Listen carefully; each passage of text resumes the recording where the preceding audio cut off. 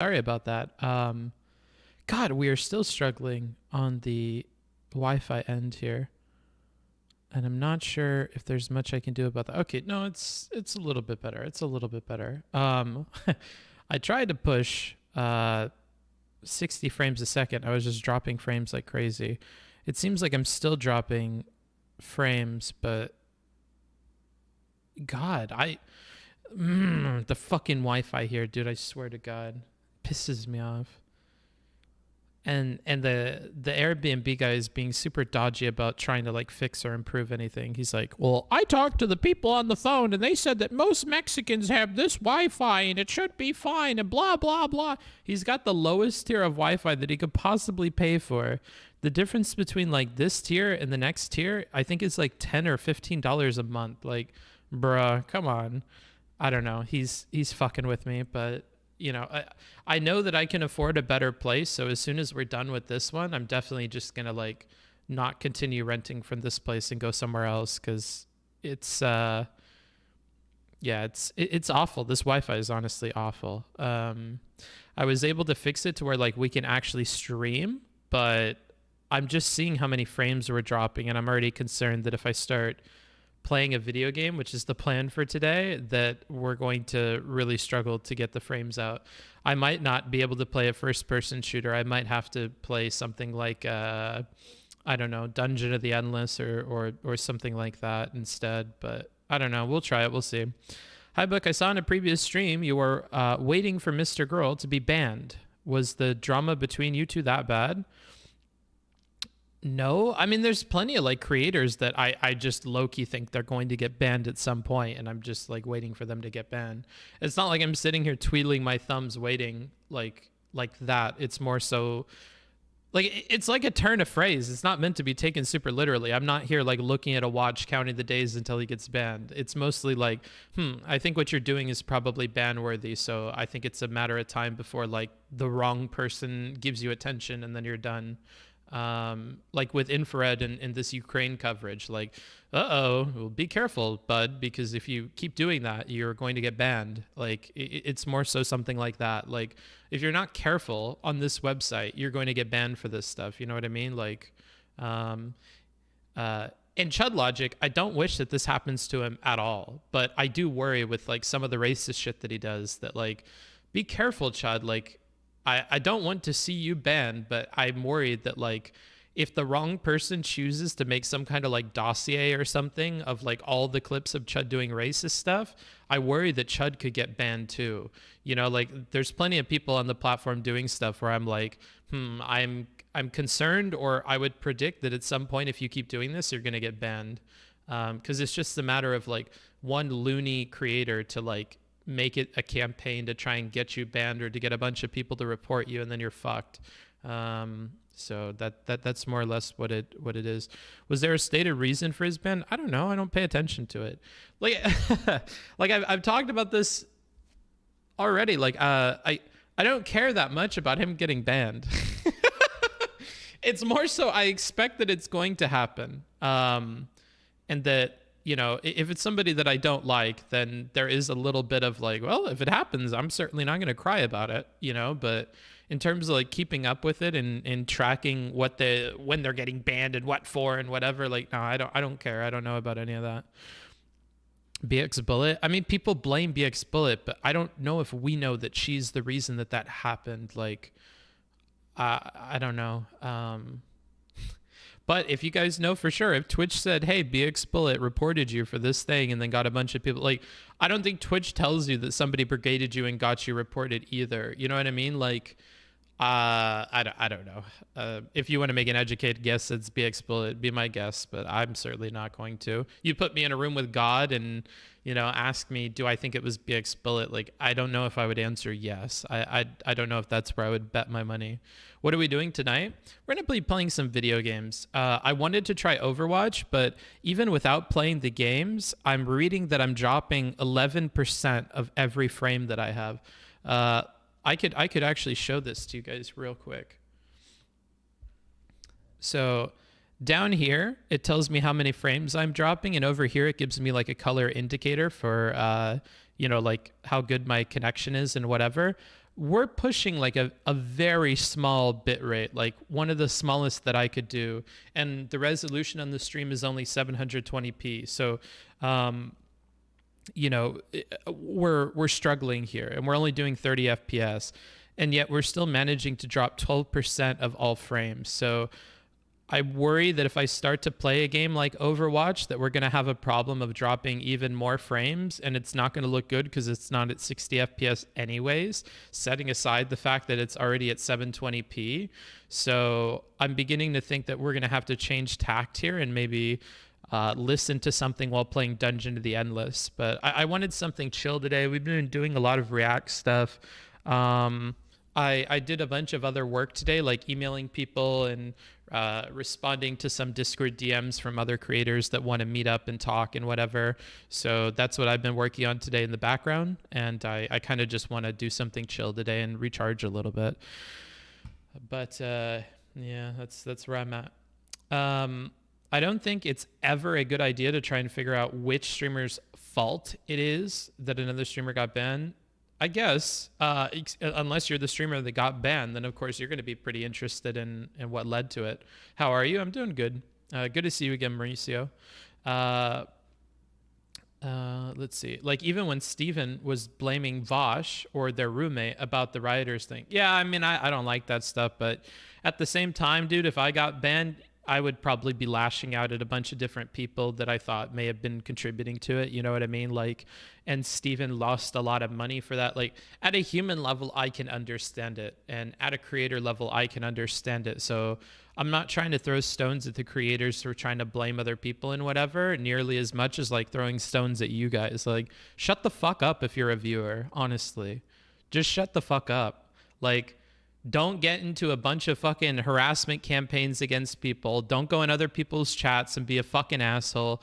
Like, I don't think you guys need to be doing anything, nor should you be doing anything. I think you guys need to chill the fuck out. If the creator wants to throw a tantrum and blame the entire universe for their ban, I can understand that, even if I don't think they should be doing it. But you guys, definitely not. You guys should probably shut the fuck up. That's my take on it. The viewers should probably stay out of it. You know what I mean? So that's where I'm at.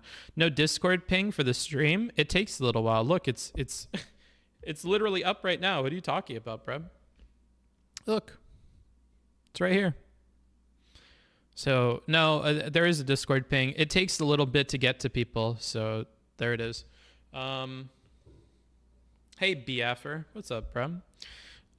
Everyday streams, Pog. Yeah. I'm trying. I should take back the word ever and replace it with if they did something borderline. There are so many people watching. Yeah. Thank you. I do appreciate that. I've been loving the support that we've been getting. You know, like, there's always a piece of me that looks at what the viewership was for like streams that we did in the past and looks at the viewership now and feels a little bit sad because I didn't keep up that momentum and whatever. But I've you know, then I look at the support that we've gotten in spite of that, like the funds we've been able to raise in this like time of crisis for me financially, because I had to like very quickly move out of Cherry's place, and some plans that I thought were going to be pretty long-term changed like pretty quick. But you know, it's been super awesome that you guys have been a backstop for that and really stopped me from spiraling too bad. And really, you know, supported me through this. Bookers. Hey, what's up, bro? Good to have you. 12 months. Welcome to the year-long club. 2mana 2/2. I don't even recognize this name. Did you maybe change your name at some point?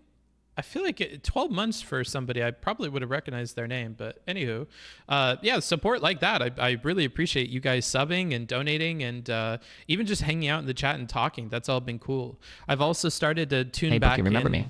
I'm the guy you made fun of a while ago for donating. Only one bit at a time. Well, I've got 93 more of these and I'm not afraid to use them. Oh, shit. Oh, well, it looks like I'm going to have to change the settings on that. I'm actually going to open my Twitch backend and fix that right now. You have inspired me to make changes to my backend to prevent you from being a terrorist. So I'm going to work on that. While I do that, enjoy this. This is a older track from Jacob Sampson. You can get their information by doing !Jacob in either the YouTube or the Twitch chat. In case it's not already abundantly clear, I do watch both the Twitch and the YouTube chat. I don't really discriminate between the two of them. They're both in my same feed, and there's a very tiny label to even distinguish the two. So you guys are handled the same way. Anywho, this is titled Synthwave Study. Enjoy.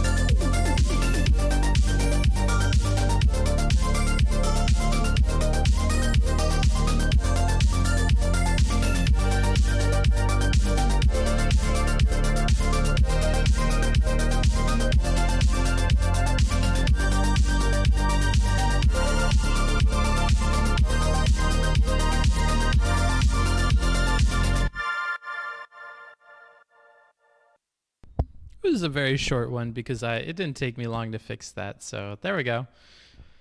Now you do not have power over me with those bits. You're going to have to spend at least 100 to fix that to get your message on the TTS there. So now your 99 bits are useless to you. I mean, you could put them as a sticker. I don't think it'll do any noise. Arigato datte bayo. Thank you for the gifted tier 1 sub to H. Valachele. Now that person's at 2 months. So awesome. Good for them. And Sleepy Witch. What the fuck? Sam. What is this? With their Prime. Thank you. I mostly watch the streams through YouTube, but I always make sure to give you that sweet Twitch Prime sub. I like that. Well, it's good to see you in Twitch. I'm happy to have gotten your sub. We'll see about that. Yeah, we will see about that, bro. You can go ahead and test it. Go ahead. I mean, you could test it. It just gives Twitch money. Hey, Book, when you travel to different countries, how do you deal with... here, let me just switch over to this real quick and put this over here. Hi. Low-key, I am working out this sponsorship deal, but I will plug them because they have sponsored the channel way back near the start of it. Into the AM. They're a clothing company, and... they have like an affiliate link and stuff that you could use. I think that the command still exists. If you do ! into the AM, all one word, I think you could get a link to that, and that still works. But I'll be doing a thing with them. I wanted to try out some of their hoodies this time, and their hoodies are interesting.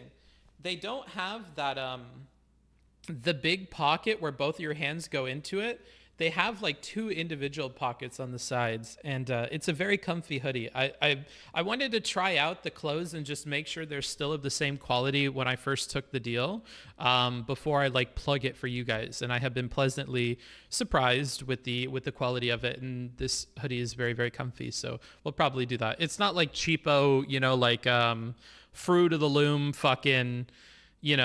basic default fucking you buy it at the Mexican swap meet type of like hoodie material. It's like nice, like soft stuff. So I like it. And that's mostly what I want to make sure is it's not some cheapo bullshit. What are we doing tonight? We're doing video games, or the plan was to do video games. Hey, can you focus on me?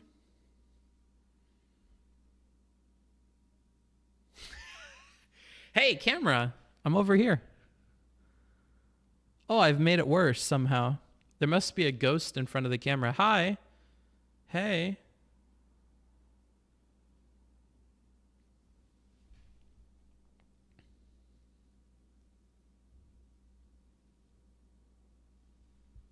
I feel like this camera's fucked. Whatever. Boogie Boy looking like JonTron. Don't call me JonTron. I hate that shit. Who's cute? Booksmarts? Not me. That motherfucker said I look like JonTron. Bookfucker, not just any, but the best of book. Yeah. So I'm gonna try that. I don't know if it's gonna work out super well. I think Overwatch is gonna be a nightmare. You know what? Let's just try it. Let's just try it. I'll open it up. We'll see. I'm like 99% sure that it's not going to work out well, but here, let's go to this. I think this is the right one. Go to this. Select Overwatch. Okay, we'll see. We'll see if this works. And I'm staying in just chatting because I'm a bad boy. Now, you're going to have to tell me if we have problems, okay? We'll go into the practice range first. And we'll test it out a little bit, okay?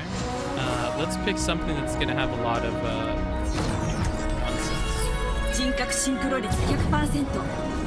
nonsense. How are we looking, chat?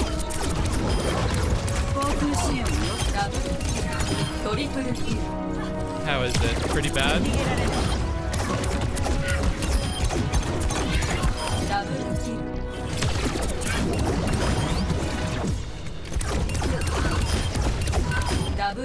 Let's see. I'm gonna tap out real quick and see.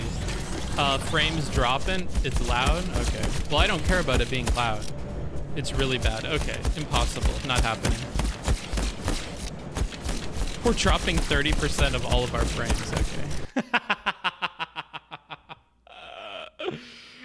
We're dropping 33% of all of our frames. Every third frame is being dropped. Okay, so that's unfortunate. Headache inducing. Okay, yeah, we won't do that. It's choppy but watchable. I don't think it's watchable for most people. So I won't do that. It's still saying that we're at like 33 frames dropped and my shit's at red. Man, dude. This fucking internet, bro. I can't with this. I'm going to message this guy again today and bug the fuck out of him because this internet is just so fucking bad. It's like perma-locked on red. There's absolutely like nothing I can do to like improve this frame rate here. And look, we're dropping 35% of like every frame that we're putting out. So I hope that this gets like under control now that we're not playing a game, but it looks like it's still freaking out. So kind of doubtful there, but hopefully that goes back to a more normal number. Stardew Valley, your stream needs a moment to recoup. Yeah, it does. I'm confused why it's that important. Are we watching you for perfect gameplay footage? I thought the discussions were why we're mostly here. Not if I'm playing video games. I wasn't gonna listen to a video and play video games. I was just gonna dead ass play video games. And when I play video games, I'm very focused on the video games, okay? So yeah. Great work. Emotes are being delivered to supporters. Oh, there was a hype train that I totally missed. Sorry. Let me go to here. Oh, it got to level 2. That's kind of crazy.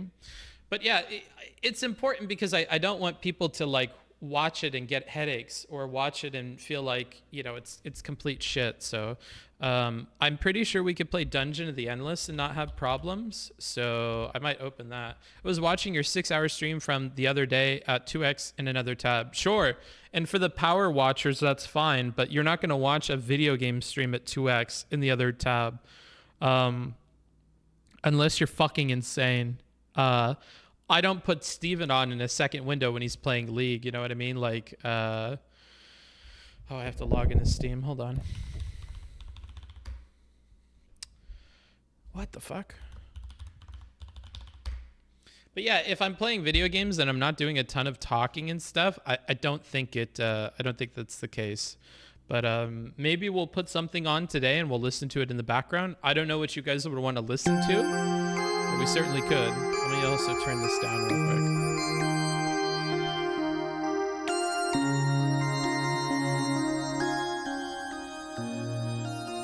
Why are people coping like it's fine? Because they don't want me to feel bad, probably, and they want me to just continue streaming. My consumption powers are beyond your comprehension, evidently, bro.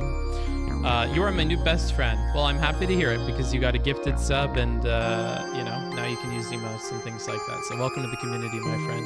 Yeah, my bitrate is just looking completely awful. Not much I can do about that, though. We're dropping 40% of frames. Does it look bad on stream right now? I guess I could, like, open up my stream and try and take a peek. Like, does it look like we're dropping frames on my Twitch stream? Let me take a look here. My stream and try and take a peek. It does. It does look bad. Oh my god. Bro, this is so awful. What the fuck? Is something else on my computer using internet? I don't understand. Is Windows like doing an update in the background? What is going on here? Oh, my phone might be connected to the internet. Hold on. Let me disconnect my phone. Maybe that's the problem. I don't know. Like I've said before, this Airbnb, the internet situation is fucked. I don't have my own router. I share it with some other random fucking person that lives here. It is the lowest quality internet that you could possibly get. It's like 1 megabyte up and down. Like, it's just the absolute worst situation for streaming possible. Based on what I said when you were in Overwatch, my input is not credible. Yeah, so I'm not asking you. To me, it's dropping a lot of frames, but I'm mostly here for the audio. Okay, you're talking slow-mo? Gotcha. Yeah, we're at 40% now, so it's getting even worse, the dropping of the frames. I honestly kind of don't want to stream if this is the case. What's your bitrate set to? We've already talked about this before on stream. It's not set to anything uber high. I can open it up and look for you, but we already talked about this yesterday, and I got advice and whatever.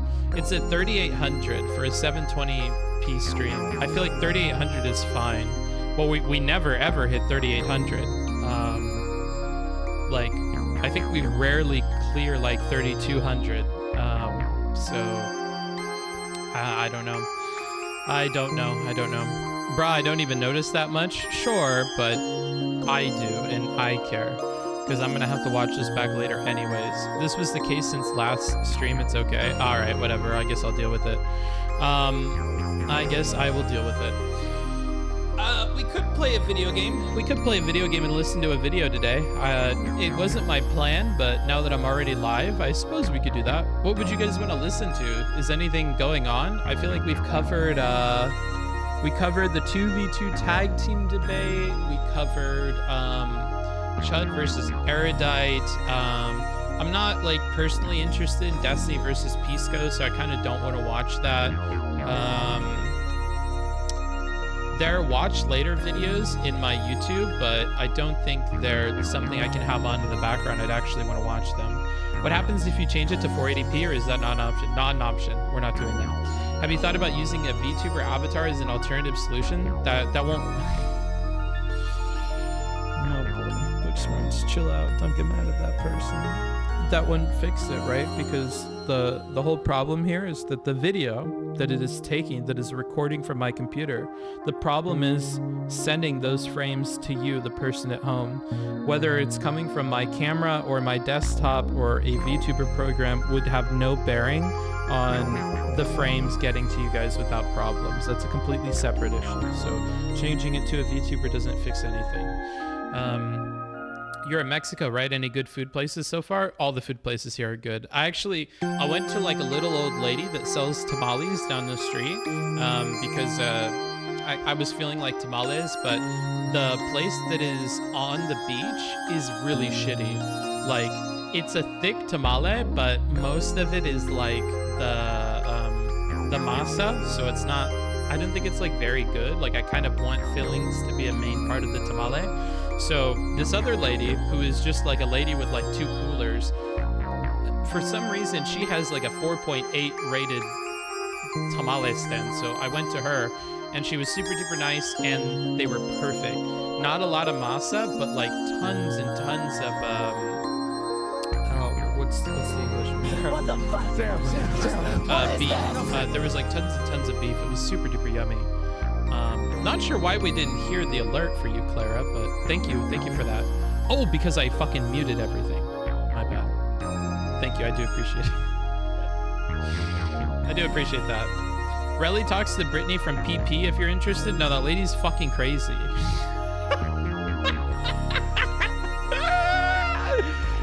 That lady's fucking crazy. Why does anybody care about that lady? That's like Haas level crazy, bruh. I'm not listening to anything about Brittany from PP. What a waste of your time and energy.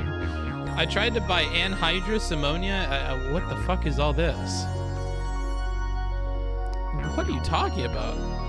You should try Honduran tamales. They're arguably better than Mexican tamales. Well, I don't know where I would find Honduran tamales here, but what about an educational video on the Donning-Kruger effect? No. I'm digging the song. What's the name? It's just the title screen for the video game I'm playing. Good job holding it in, but I think they were trolling. Okay, cool. Do you agree with Mizkif on why it's hard to make it on Twitch today? I don't know. Let's check it out. I'm gonna mute the video game I have in the background. Let me see. Crazy, but like 2015 to like 2021, even maybe 2020, it just felt like there was always a new streamer coming up every once in a while. Am I wrong in saying it just feels like there's just been the same fucking streamers nonstop, and it's so top heavy now that there's no new people coming in? And I think the reason for that is because every role has been filled, and I do feel like that's the reason why. For a while, not every role was filled, and it didn't feel like every role. Nowadays, if you want a political streamer, you go to Hassan, you know? If you want an actual political streamer, you go to Destiny, right? If you want a super crazy, annoying motherfucker, you go to me. If you want a super crazy, annoying motherfucker who's good at video games, you go to XQC. There's every role. I don't agree with this at all. I think that this is maybe because he's not keeping up with like small people, but like already with the politics thing, it's an off take. I think that the reason why it's so top heavy is because creators like Mizkif make all of their content about the other creators that they already know about that are huge because he knows about them already. That I think is the real problem. Actually, what might be fun for us to watch is a video that I already watched earlier today that is from Devin Nash about kind of like why Twitch is failing and stuff. Because I feel like what Devin Nash says and his opinion on this is much more on point than Mizkif's. I don't think it's that every slot is filled or whatever. I think that it's you guys aren't doing a very good job of looping in smaller people. That your most popular content and what you choose to keep doing is cannibalistic. You're kind of only looking at the other big people that you're dealing with.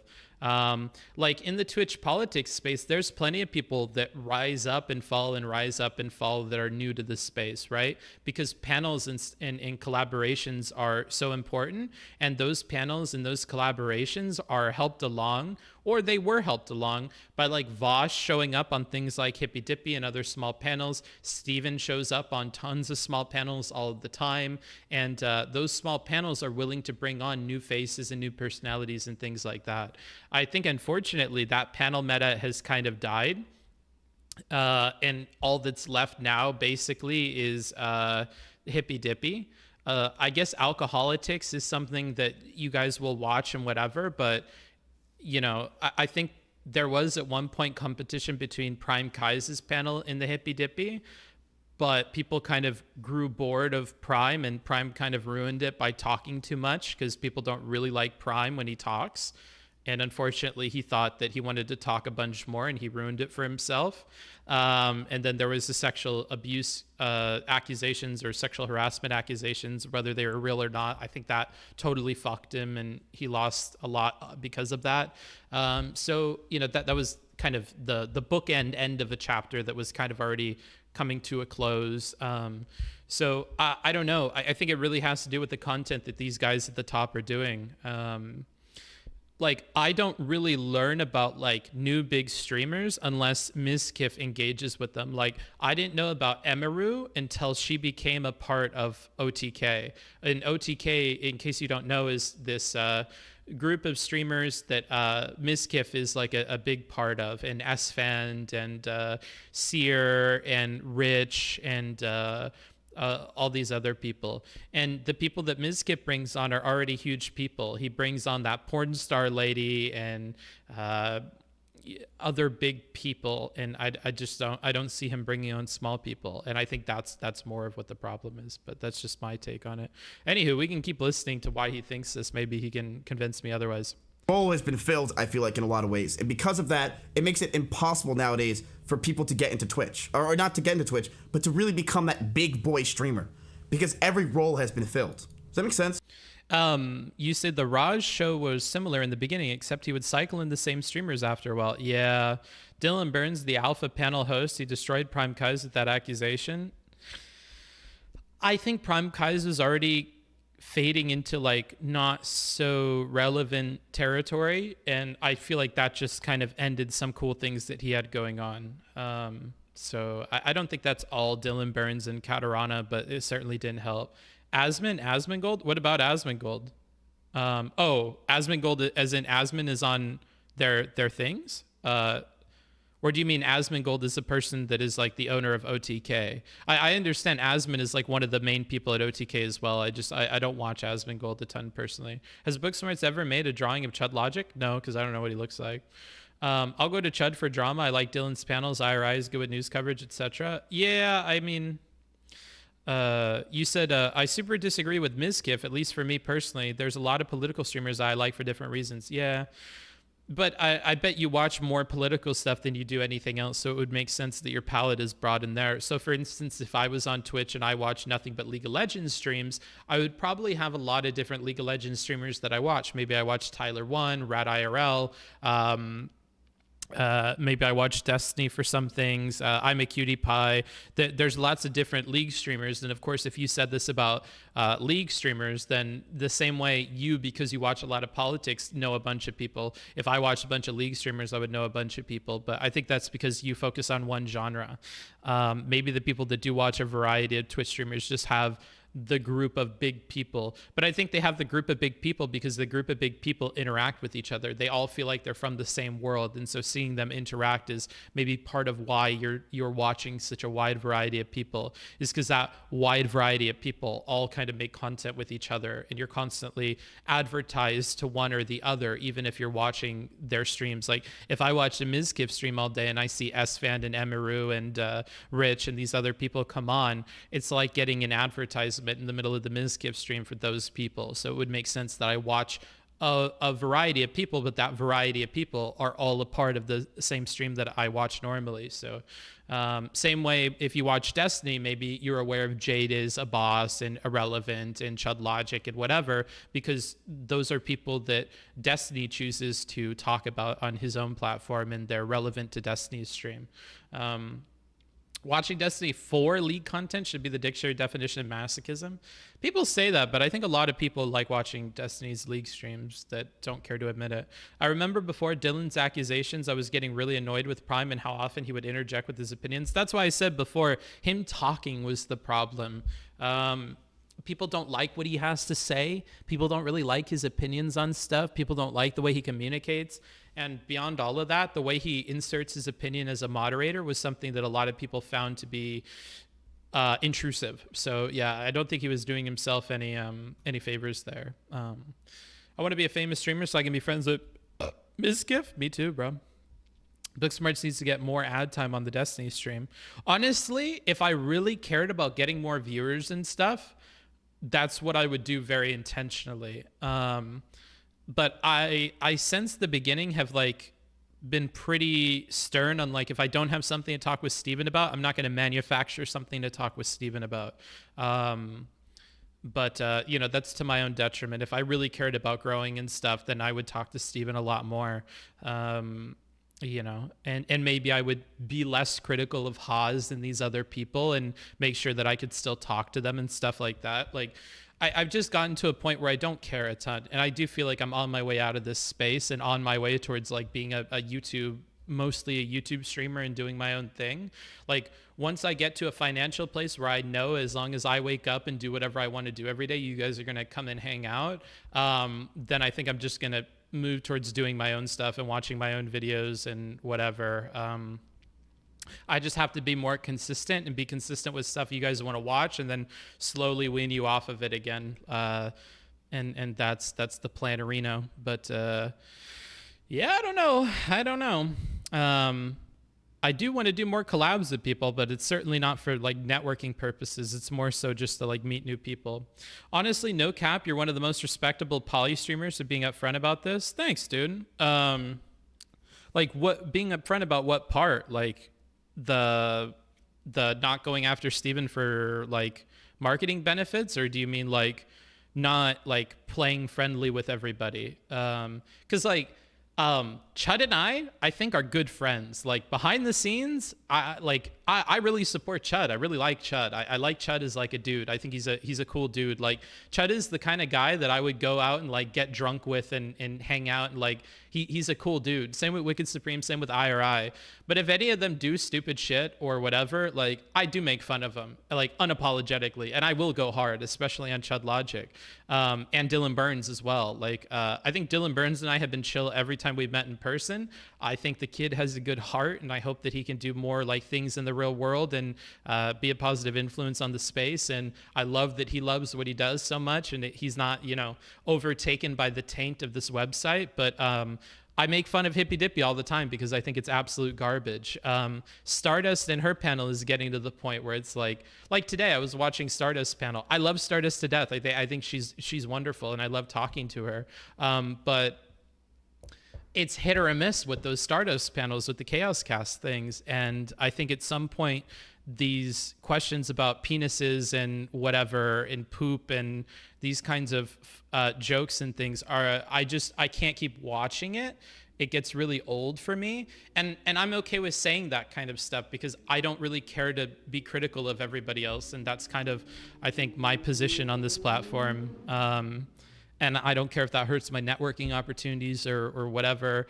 Aiko says stupid shit all the time, but I like Aiko. Aiko like loses her fucking mind and goes crazy on people and whatever. And I'm okay with saying that, like BX Bullet and I think are somewhat friendly. But BX Bullet obviously loses her fucking mind and does stupid shit too. Like, I'm okay with doing all that because I don't care if they choose not to like be friends with me because of something I said on stream. Like, I don't know, that's where I'm at with it, because I don't think any of these people matter all that much in terms of like your broader career success on here, honestly. And if you guys are so diehard supporting, Dylan Burns or whoever else, and like me saying anything bad about them triggers the fuck out of you so much that you don't want to watch me anymore, then I don't think you were meant to be a part of this community from the get-go. Like the people that are diehard Chud supporters that are like uber into what Chud is doing and don't like hearing any criticism about like the spice and the content focus of the way that Chud has conversations and whatever. If that's the case, it would have been sooner. I mean, I think it's better sooner rather than later that you realize that you're not going to have a fun time watching me because I will take you out of the immersion of that. And that's just how it is, that I think that's fine. Ultimately we're all crabs in a bucket, and like, when we're rallying against each other and we're such small streamers and stuff, and when we're actually trying to get each other in trouble or banned or whatever, I think it's like, I don't know, it's all crabs in the bucket. We're all like super tiny and we're nothing compared to Mizkif and these other people, so I don't think it means much for us to be doing that. I don't know, are you good with Mr. Girl, or is he still the arch nemesis? I don't think I think if I'm being honest, I think Mr. Girl probably feels like he's fine with me based on the way that he still interacts with me in DMs, but like I'm not like jumping at the bit to make content with Mr. Girl or cover his stuff or track what he's doing or check in with him or whatever. I'm not like Mr. Girl's friend the way I'm like friends with like Wicked Supreme, or I'm friends with I'm Really Important, or I'm friends with like other streamers. So that's what I would say there. And I don't weep over his ban or something like that. So if that's arch nemesis to you, then it is what it is. A lot of bridges have been burned when they tried to insert themselves on Destiny stream. Who wait, Chud Logic? Not in real life, but I mean like I think when I was in Europe, we did talk about maybe meeting up. Maybe the next time I go to Europe, I will try to go to the UK and hang out with him. It's just coronavirus stuff wasn't working very well, and I don't know how that works with Brexit. And like, I think there was like a 10-day mandatory quarantine or something when I was in Europe. So it wasn't like logistically possible to visit him, but maybe nowadays it will be. That would be cool. Going out for drinks with Chud Logic is like pretty high on my list of like interactions with streamers that I would like to do. I would love to do a pub crawl with Chud Logic. I think that would be really fucking fun. And not for stream or anything like that, just as like a personal hangout thing. I think that would be cool. See it is the importance of interactivity is inversely related to how on some level though, don't you miss when in life you had someone intelligent to look up to? I feel like that is lacking on Twitch so much. No, you have Destiny. I think Destiny's somebody intelligent to look up to. Honestly, I think Vosh is somebody to look up to. I think Vosh honestly tries at what he's doing. You might not agree with his slant to things and whatever, but I think he tries. I think you do still have like intelligent role models. Erudite seems fairly intelligent. You had Joe, silly serious. Like, I'm happy that we have women that are in that role, because some of the women on here kind of just make it a thing about their beauty or about other talents that they have, like singing or things like that. And they don't really focus on like brainiac stuff, but we had those people. I don't know if Joe streams a ton anymore, but Joe was awesome. I was a huge lurker in Silly Serious's stream because she's just really, really smart, and I like what she brings to the table. She kind of reminds me, and this is, I don't mean this as an insult, she kind of reminds me of very, very early Infrared. Somebody was mentioning yesterday about how like Infrared was able to recite poetry and philosophy off the top of his head, and that he does have a readily accessible pool of information about like what I think are like higher arts or things like that, like intellectual topics. He just completely moved away from that because people rewarded him for being a loud, crazy communist guy. And so that's what he chooses to do, because he cares more about the viewership and the money and stuff like that. And that's why, like, I can get why people like Chud Logic accept the entertainment perspective and whatever, but I will continue to rally against it, because I think you can be an entertainer and whatever while still leaning into things that I think are positive attributes for everybody. I really advocate for a Mr. Rogers approach, or a Bill Nye approach, or a Neil deGrasse Tyson approach, or a, you know, like, I think that you can be smart and be entertaining at the same time. And it's just, you have to work at that. It doesn't come naturally to people to be able to be educated or intelligent and funny at the same time. But you look at people like Jon Stewart or any of the other political like people that I know it's all, they write their jokes and stuff like that, but you could workshop stuff and like come into stream with like a few good jokes planned or a few good points planned, and for that 30 minutes to an hour of prep before a stream, you could have a really solid stream. So I would encourage people to do that. That's what I do before I come on stream. So, you know, I still encourage people to do that rather than choose to be a clown, because I just think it's better if you don't choose to be a clown. Yep, I think Haas is a good example of an influencer being changed by his fans rather than the other way around. Yeah, sure. Aristocracy. Yeah, Aristocracy. That's another good example. successful you are. So it's the most important when you're just starting out. And I know what you're... Now, I think we're done with the Mizkif take. You didn't give me a clip. You kind of just gave me this this one little bit here, but I think that's all that you wanted me to listen to from Mizkif. And yeah, I wouldn't say I agree with it very much. Giorgio Tsoukalos is my idol. Is that the Ancient Aliens guy? Aliens! I love that show so much. I love that trashy TV stuff, dude. But yeah. Please leak a description of Chud's appearance post-bar hangout.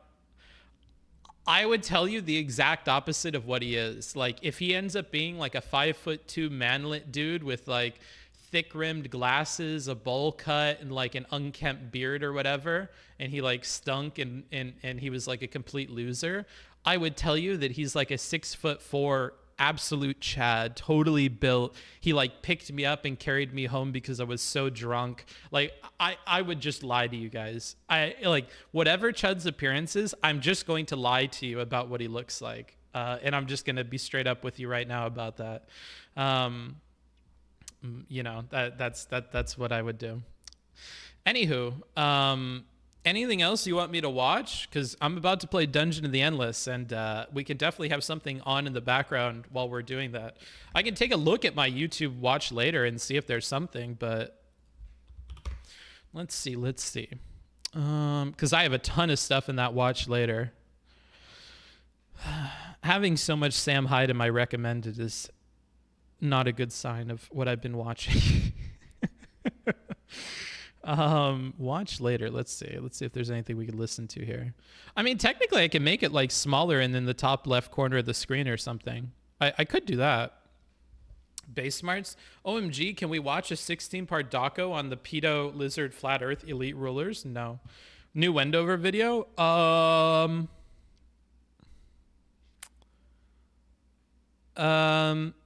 I suppose I could put it in another window. Did you see Sam Hyde's interview by that one YouTuber, by iDubbbz? Yeah.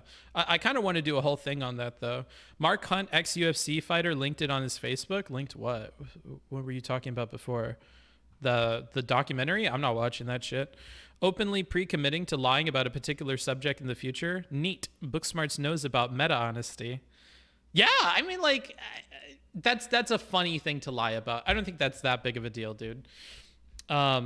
Speaking of, did you ever watch the Sam Hyde iDubbbz? Yeah, I already said that. Yeah, I watched it from Sam's perspective too. I watched like everything around that. Watched the Mr. Girl, Dr. Kate. Oh yeah, we haven't watched that. Wait, let's just do that. Let's not play video games. Let's do that first, and then we'll. You know what? Actually, we should set that as a donation goal. That's what we should do. You're brilliant. That's what we should do. We should set that as a donation goal. That's what I'll do. Here, let's see. Donation goal settings. I really like Pine Creek. He often extemporizes, but manages to stay smart and funny. He started in street epistemology circles, but has his own twist. Interesting. Never heard of him. Let me edit this, end this goal, and reset it, and do Mr. Girl, Dr. K documentary.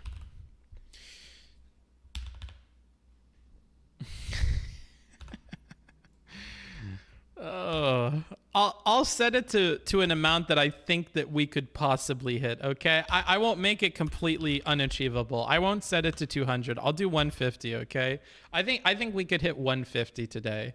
That's about on par with what people are expecting you to pay for a lot of sub goals at my like CCV. So I think that'll be fine. I think we can do this.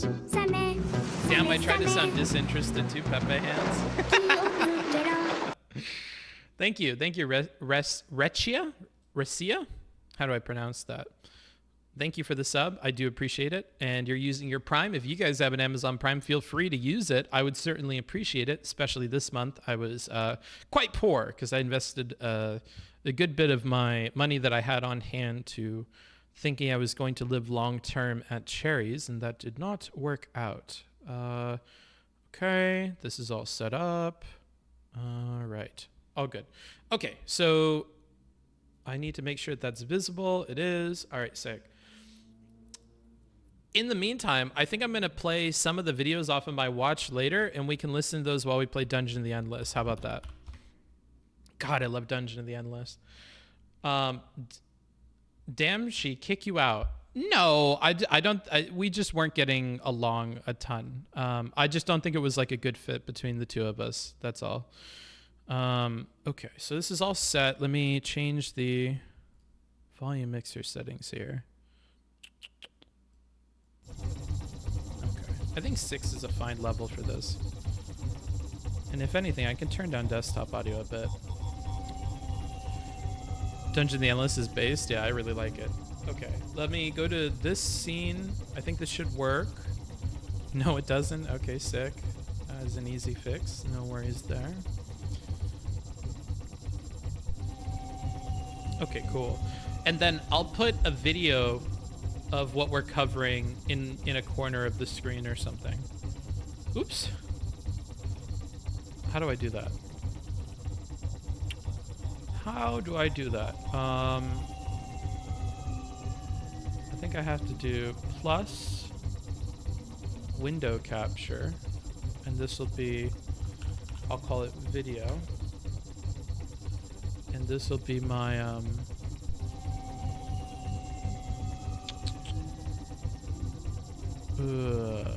put this, go here, go to this.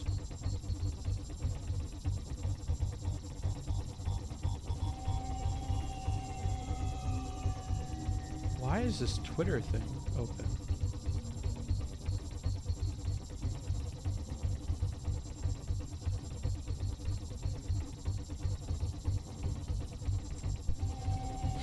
It doesn't show up on the screen anywhere.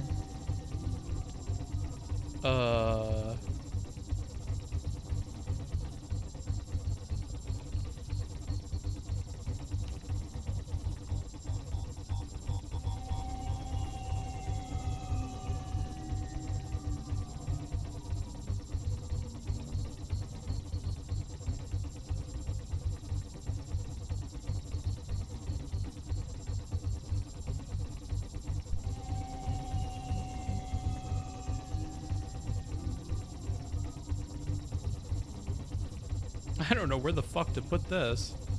Oh, goodness. Oh, goodness gracious. I don't know where to put it. I'm just going to start this up so that I can see what it's going to look like. Do I want this guy? He operates fast, so probably, and I'll take Ken. These two pair up well, so we'll do that. Escape pod on easy. Wow, thanks. Jama. Jamming. All done now. Jamming. Hope that I'm jamming too. We jamming. Jamming. Jamming. Skip the tutorial. Okay, I think that's all set up. Let me make sure you guys are in the right window here.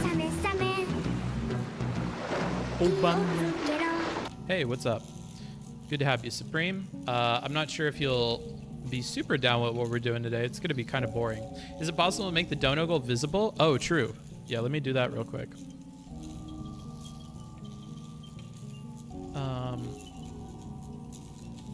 This looks fine.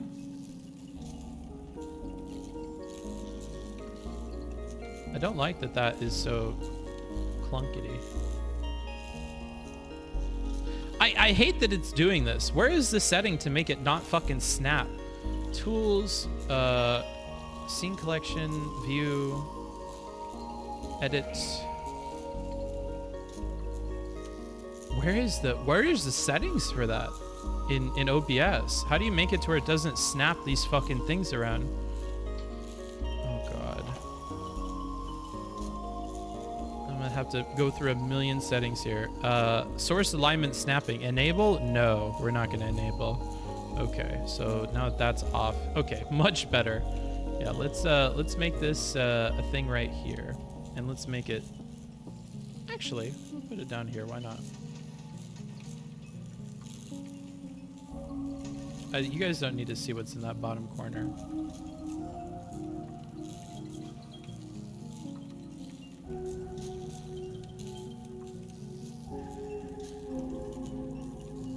Okay, I think this is fine. I think this is good. This is a good setup. I don't think this should cover anything up. If it does, definitely let me know. If he adds another hamster, he just might. Adds another hamster, what? Are you sure your internet can handle this? We'll see. It's not... Oh my god, it's dropping almost half of the frames. Why?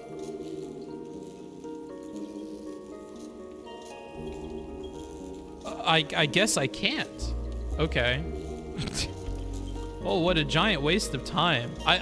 Supreme, do you want to help me troubleshoot this? Supreme hates helping me troubleshoot stream stuff. Supreme, do you want to help me troubleshoot this? Want to hop in Discord real quick? Yeah, because it might be one of my other settings. I have no fucking idea, dude. I only bring it up because people are asking if Book and Cherry were in a relationship, but we had a long and stern talk to them that not every streamer who meets our... Yeah, we weren't doing any of that. BXB made a tweet implying that she banged Zerka and the previous day's meme became a weird reality. I don't know if she intentionally meant that she was banging Zerka. She said guys that Cherry wishes she could be with. So unless like she knows that Cherry wanted to get with Zerka and couldn't, I don't know. Like, I don't know. I wouldn't read too deeply into that stuff. Plus, the way that she talks about that makes her sound like an uber virgin. No offense to BX Bullet, but you sound like you're a middle school boy with the way you talk about like boys and fucking and sex. So like, I don't know. I don't know why you guys read into this stuff so deeply. Supreme can't troubleshoot Mexican internet. Try closing the game first. Oh God. Okay. Abandon.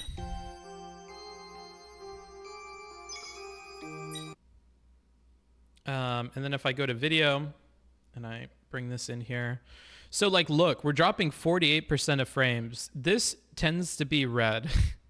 Like it tends to not be the greatest, my bit rate. And then my bit rate is set to 3800, which is like fairly low. And I'm at 720p output with 30 frames a second.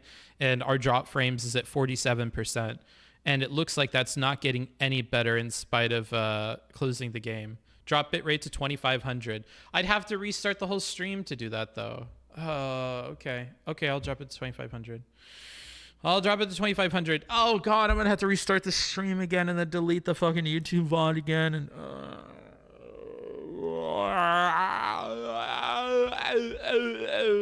no, I don't think you'd owe. You don't think I'd owe? I think it should take effect immediately. If I go to settings here, and I go to stream or output or something. Oh, okay. Oh, okay. Okay. You said to set it to, let me see. 2500. Okay. Apply. Okay. Okay. It's dropping. It's dropping. It's dropping. Is there a way to reset the drop frames thing so that I could see what the new update of drop frames is? Holy shit, look, it's at 570 now. Oh, why is it so bad? Why is it so bad, bro? You can do it in OBS immediately, but not slabs. Okay. Lower the resolution for the YouTube video. I don't think this is what's causing it. And it's at 480p already. So no, I'm not going to listen to anybody but Wicked Supreme because I don't want to lose my patience with Wicked because you guys are saying things that don't make sense. So I'm only going to be looking at what Wicked Supreme is saying. Sorry if you guys have good advice, but enough of you have bad advice that I just cannot stand you. I really can't. So here's where we're at. We're still at this 47%. I think there is a way to reset the drop frames thing so I could see what it's at like right now. But I don't know how to do that. Go tell your neighbor to turn off his Wi-Fi. I can't. You know what I've been tempted to do is to go on to the Wi-Fi, look at the connected devices, and literally just block the MAC address for all of the devices of the person next door. And then if they whine and complain to the owner about the internet not working, then maybe he will do something to solve it because I will not be the only person complaining. But that's like terroristic, dude. But I was that close the day that we had internet problems. I was that close to just like, oh, look, the login for the router is the default login. I could change this login so nobody else could change the awful things that I do. And I could just add all of this to a blacklist so none of their devices could connect. But that's like terroristic. It's not dropping any new frames. Okay, sick. So now I will open Dungeon of the Endless and see if we are any better here. Yeah, I guess because the number is not going up, huh? Okay, so let's go here. Let's go new game. Let's click through this. Go to the drawing thing. Go here. Get Ken as well. Where's Ken?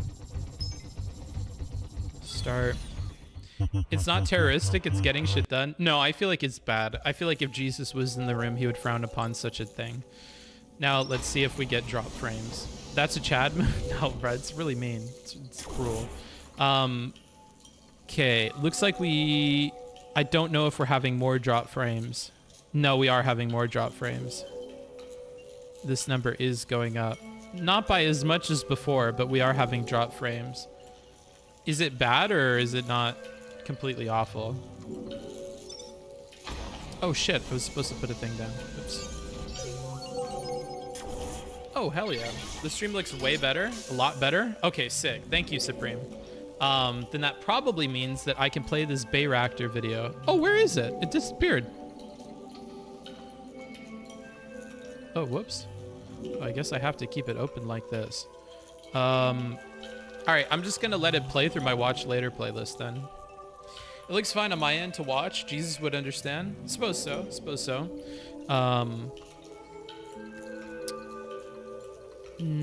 Let's find something cool to watch. I want to listen to this stuff. Maybe the router has QoS and you could shape the bandwidth in your favor at least. I changed the, what is it called? The frequency it's operating at, so that it's not in conflict with all the others around here, because it doesn't have the automatic changing of the frequency setting. It must be some kind of like old router. Again, I don't have physical access to it, so I don't know. But I was able to change the frequency a little bit, and I found one through trial and error that maybe the other routers in the area aren't using, because there's a lot of different Wi-Fi routers around here. And that was the extent of what I chose to do, because it does feel slimy to log into somebody's router and change all their shit. But the guy wasn't helping me at all. He wasn't being very cool about helping me. So, okay. I think I'm gonna hit play on this, and then we're gonna play the game. One of the bigger things that happened in 2020 was that two countries, Azerbaijan and Armenia, fought a war. The war lasted for about 6 weeks, and it has set the air defense world ablaze.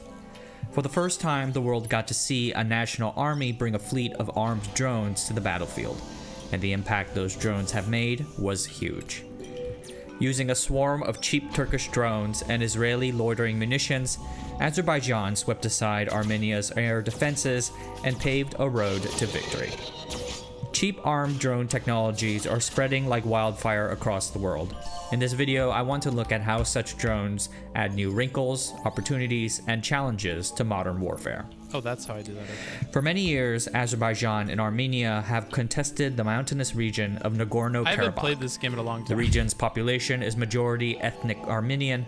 The two countries fought a brief war in the 1910s after the Bolshevik Revolution. But then both countries were incorporated into the USSR in the 1920s. Nagorno-Karabakh was thus assigned to Soviet Azerbaijan in 1921. After this... Never seen this game? Oh yeah, so I should give like a TLDR on this game. So basically, it's kind of like tower defense. So you're opening these rooms. It's a dungeon crawler. You're trying to find your way out, and then once you find the way out, you have to grab this crystal and run it all the way to the exit. As you open rooms, you get what is called dust, which up here in the top left is basically your power output, like how many rooms you can turn the lights on for. The reason why you want lights on in the room and not off is because if they're off, when you open a new door, monsters they have a chance to spawn in there. And once you get more than like 2 or 3 rooms where monsters are spawning, they're all going to come down here and they're going to try to attack your crystal. Now, the damage that they do in your crystal removes the dust and means that you can power less and less rooms. So you're going to kind of spiral into disaster. If you can't light the rooms, the more monsters come, and more monsters means more of chances to lose the dust and yada, yada, yada. So I think it'll become more clear what I'm doing as I play it, because it can sound complicated, but it's not really. Destiny sound different? I don't think this is Destiny. The Soviet Union collapsed in 1991. Armenian and Azerbaijani forces fought the First Nagorno-Karabakh War. That ended in a ceasefire in 1994 and an Armenian victory. Some 20,000 people died and over 1 million were displaced from their homes. A definitive peace deal was never secured, so until 2018, the two countries maintained an unsteady peace, punctuated with the occasional bout of violence. So right here, there weren't people in this room, so the monsters spawned, and the room was dark, so monsters can spawn. Some of these rooms are powered automatically, like this one. You see how it has this haze in here? It's powered by a mysterious force, so you don't have to spend dust to keep it powered. But this one wasn't, and so when I opened that other door, monsters spawned in there. If there is a character sitting in this room, there won't be monsters that spawn, but because it's early on, I'm okay with just like killing the monsters and not being super strategic. Later on, it'll be more important that we have like less and less of these dark rooms. I'm also gonna skip this video because it sounds kind of boring, and I think I have to be looking at it to understand it. Oh, Adam Ragusi is up next. Let's do that. This video is sponsored by Squarespace, and it is adapted from remarks that I gave recently at an event hosted by the United States Copyright Office. Yes, it's kind of funny that the Copyright Office invited me to give a talk, considering that my whole thing is cooking on the internet, and recipes are absolutely not covered by copyright. Don't take my word for it, here it is straight from the US government, and international copyright law is basically the same deal. The videos and the pictures and potentially the words you use to express your recipe, well, those are covered by copyright, but not the recipe formulation itself. I have a whole video about the legalities of recipe ownership. It's in the description. Today we're going beyond law, because unless you're talking about some kind of really hardcore like industrial food process that you could patent, it's really unlikely that recipes are going to be protected by any kind of intellectual property law, not just copyright, but any of them. This comes up in the news from time to time. Life Raft Treats here is the business owned by a very celebrated American pastry chef named Cynthia Wong. She makes these like trompe-l'oeil ice cream treats that unnervingly resemble things that are not ice cream. That fried chicken is actually ice cream. Pretty awesome. Those are Chef Wong's. Okay, so we have found the exit, and now we need to run the crystal, which is this thing here, all the way to the exit, this room here. So we want to be a bit more strategic with how we're lighting rooms here. So I definitely want all the rooms that are around this exit to be lit so we don't have monsters spawning in from there. Once I grab this crystal, monsters are going to start non-stop spawning from all of the dark rooms that they could be spawning in. And so generally the strat is you want to have the rooms that are nearest to the crystal dark because you're going to move it out of that area the fastest. And then you're going to want to keep the ones that are near your goal lit up. So like this I could probably not light up, and this I could light up. That way they're only coming from here and here, because we're going to pass this room really quick and then they'll be behind us. And that is the Planarino. I'm going to upgrade this guy a little bit here, and we'll throw him over here. And then I'm going to have this guy run the crystal, and that will be the plan. Damn right, food brings us together. Yeah. Signature creations. And she used to make them at a restaurant where she worked called Butcher and Bee. It's in Charleston, South Carolina. A few years back, she decided to leave that restaurant and go out on her own. And as reported by Eater.com, there ensued a public fight about who gets to keep making the ice cream fried chicken. Butcher and Bee, her old restaurant, which is still there, or her new business, Life Raft. Another recent example, as reported here in the Los Angeles Times, pertains to an LA restaurant called Squirrel. The owner there published a cookbook of recipes from the restaurant, including a crab dish that former Squirrel chef Ria Dali Barbosa says she developed. The restaurant owner did not credit Chef Barbosa in the pages of the book, let alone offer her a cut of the profits. I'm not a lawyer, but I've talked to a lot of lawyers about this topic, and the legal question is pretty cut and dry. If you're working for somebody else, they own your work product, unless other arrangements or agreements have been made. But the legal question is totally different from the ethical question. Is it a move to sell someone else's recipe? And sell in this context could mean anything from selling the food in a restaurant to, well, demonstrating the recipe in a YouTube video and making money from ads in said video. This is an ethical quandary I wrestle with nonstop, and I'm going to walk you through my own thinking on the subject. Ethically speaking, who owns a recipe?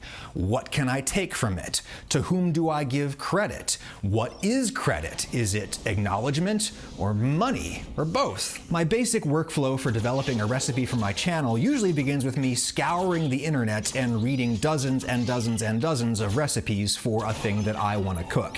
I jot down what look like good ideas to me, I synthesize several from many sources into a single draft recipe combined with novel ideas of my own, and then I start trying it out in the kitchen. I tweak things, I usually try to simplify the ingredients or the quantities of the workflow, and obviously I adjust things to my own taste. At the end of all of that, I have a recipe, and some recipes I've done are more novel than others. Do I owe attribution to all of those dozens of recipe writers whose work I consulted in developing my own recipe? I don't know.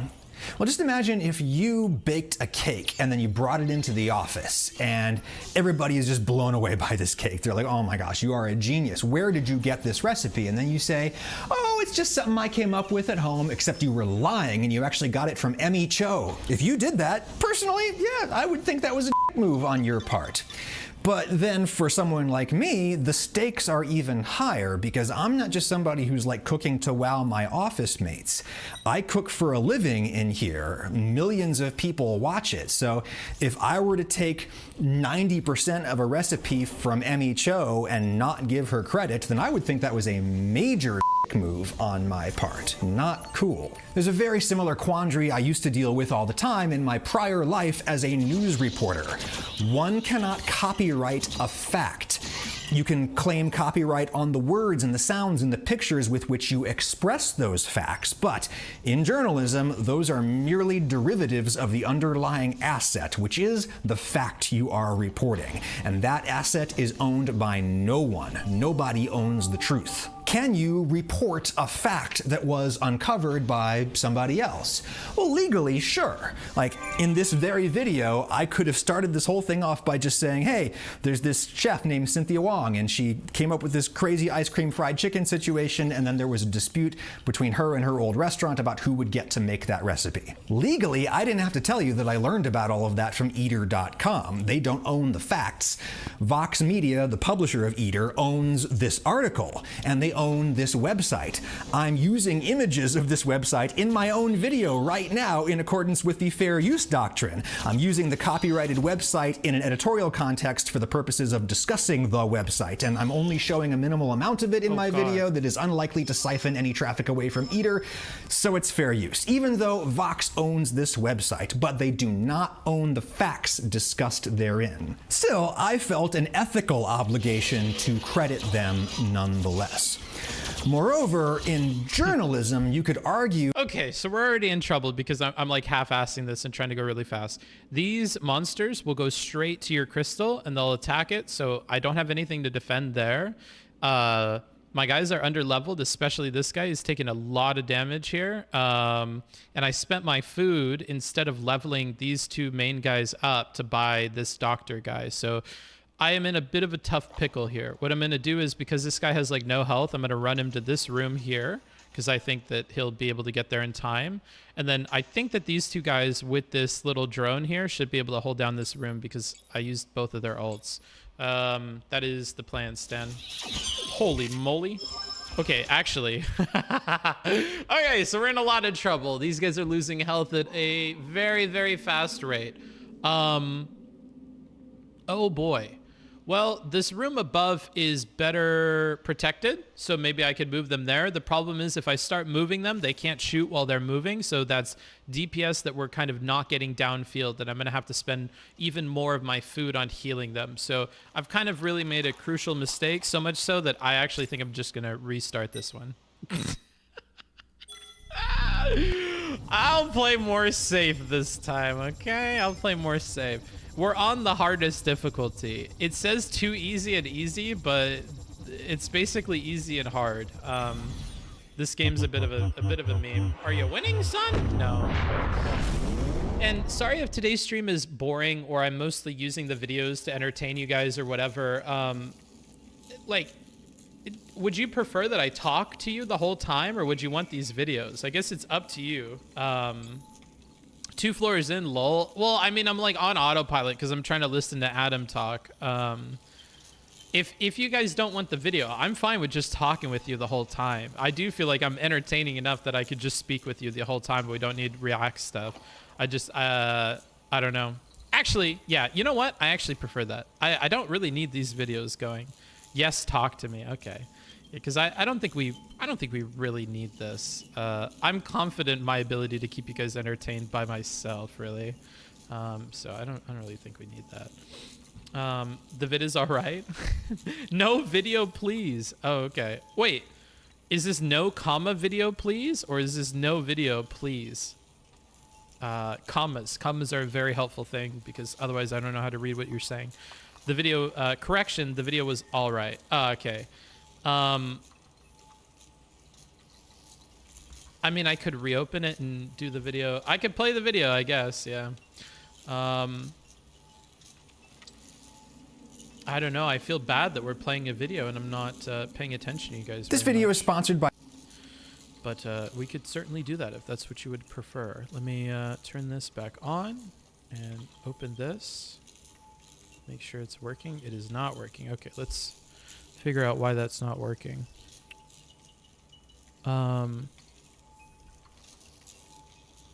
Okay, there we go. That's all set up. I'm gonna check one thing. No, comma, video, comma, please. I hate this video. You guys are all over the place with this, huh? No video, please. Okay. You know what I'm gonna do? I'm going to listen to... Wait, could I listen to a podcast? Wait! This is super duper copyrighty. But could I technically just listen to an audiobook? Do a poll? Oh, that's a good point. Yeah, I could just poll it. If you're on the Twitch, I would recommend that you... Or if you're on the YouTube, I would recommend going to the Twitch real quick. I'm just going to put a poll in the chat. Let me open that up. Exclamation point poll. Invalid parameter. Possible parameters, new or results. What? Hold on. Stream manager. Occam is the ultimate troll. Yeah, they are a bit trolly, huh? Let's see.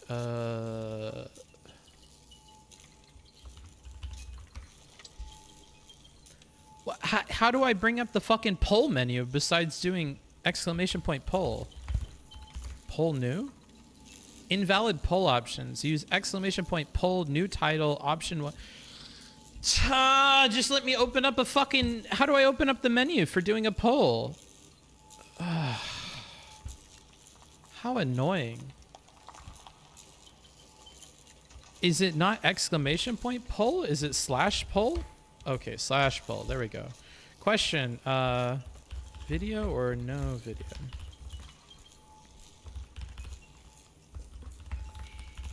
We'll see what you guys want.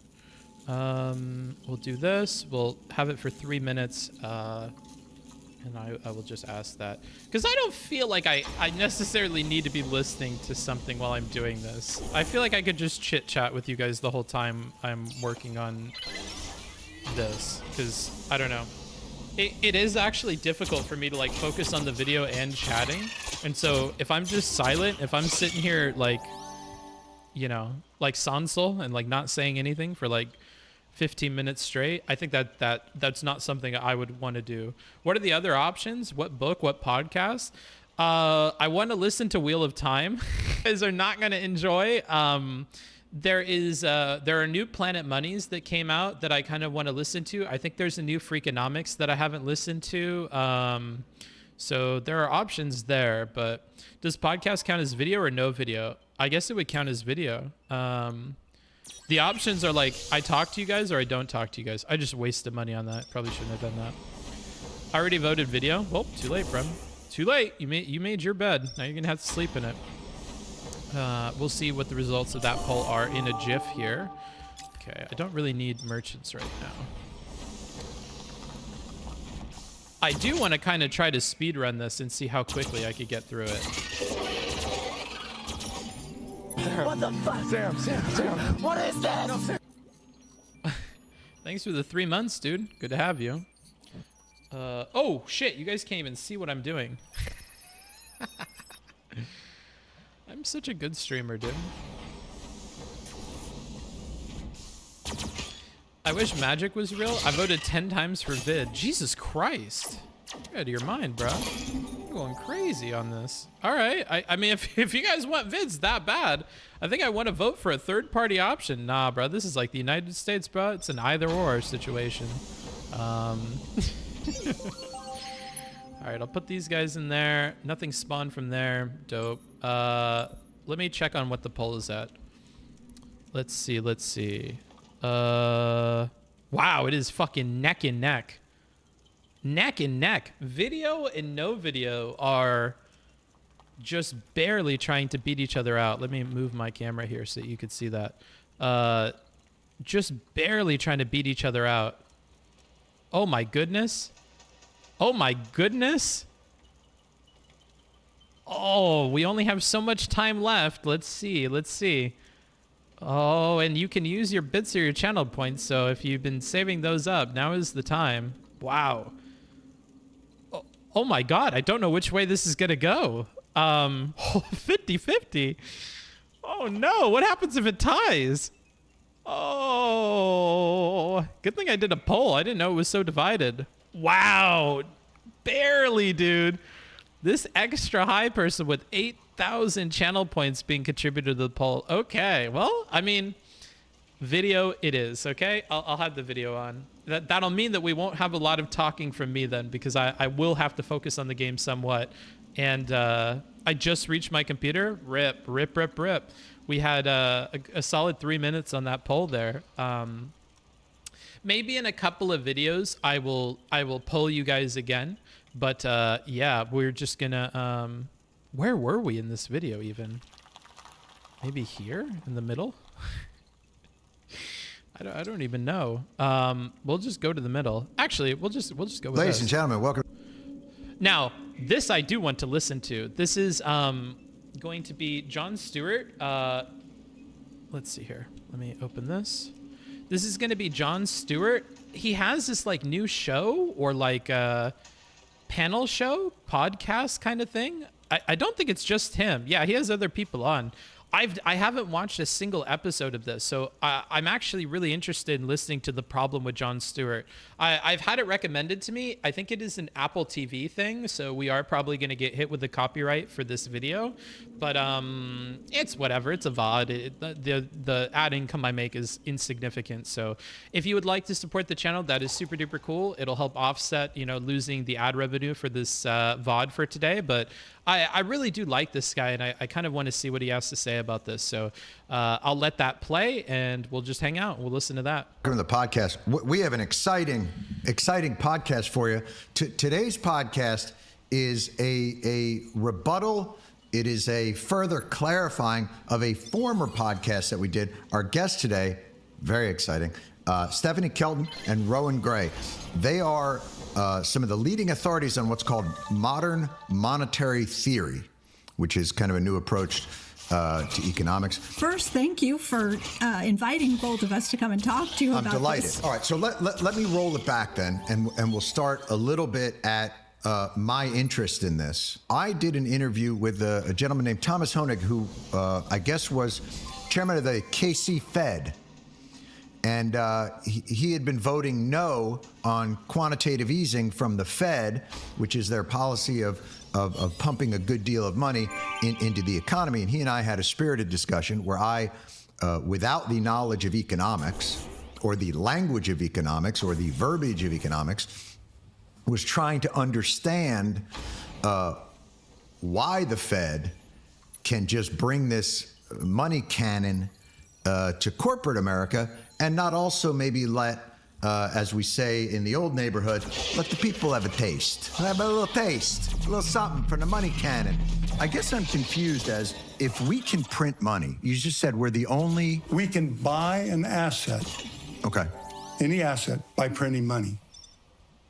That is, But you can't pay debt by printing money. You can buy debt by printing money. So what if we just buy back our debt? Well, because all you're doing is... I feel like you're having trouble. It's like talking to a monkey. You're like talking to a monkey and trying to figure out, how do I communicate with this monkey? I don't know what to do.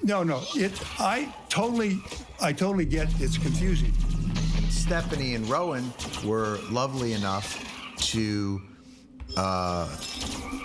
comment on it on the internet in a long chat form, which made me think that neither of you has a fulfilling life, because this is the part, now we get to it. How did any of this come to your attention, and explain to me how this came about? So I listened to the podcast and I'm on Twitter. Yes. Rowan's on Twitter, okay. And there was quite a bit of chatter about this. You guys pushed some buttons, but you didn't push the buttons that were pushed for me and I think for Rowan. We were on the wrong buttons. No. I think that a lot of the interest in some of the commentary was surrounding, the potential impact of the Fed's quantitative easing program on inequality. But I wanted to take up a different part of the conversation. And I listened to the whole podcast, and then I felt very sad. And, wow, that's our goal. Anytime you can listen to the whole podcast and feel sad, I've done my. I really like that emote.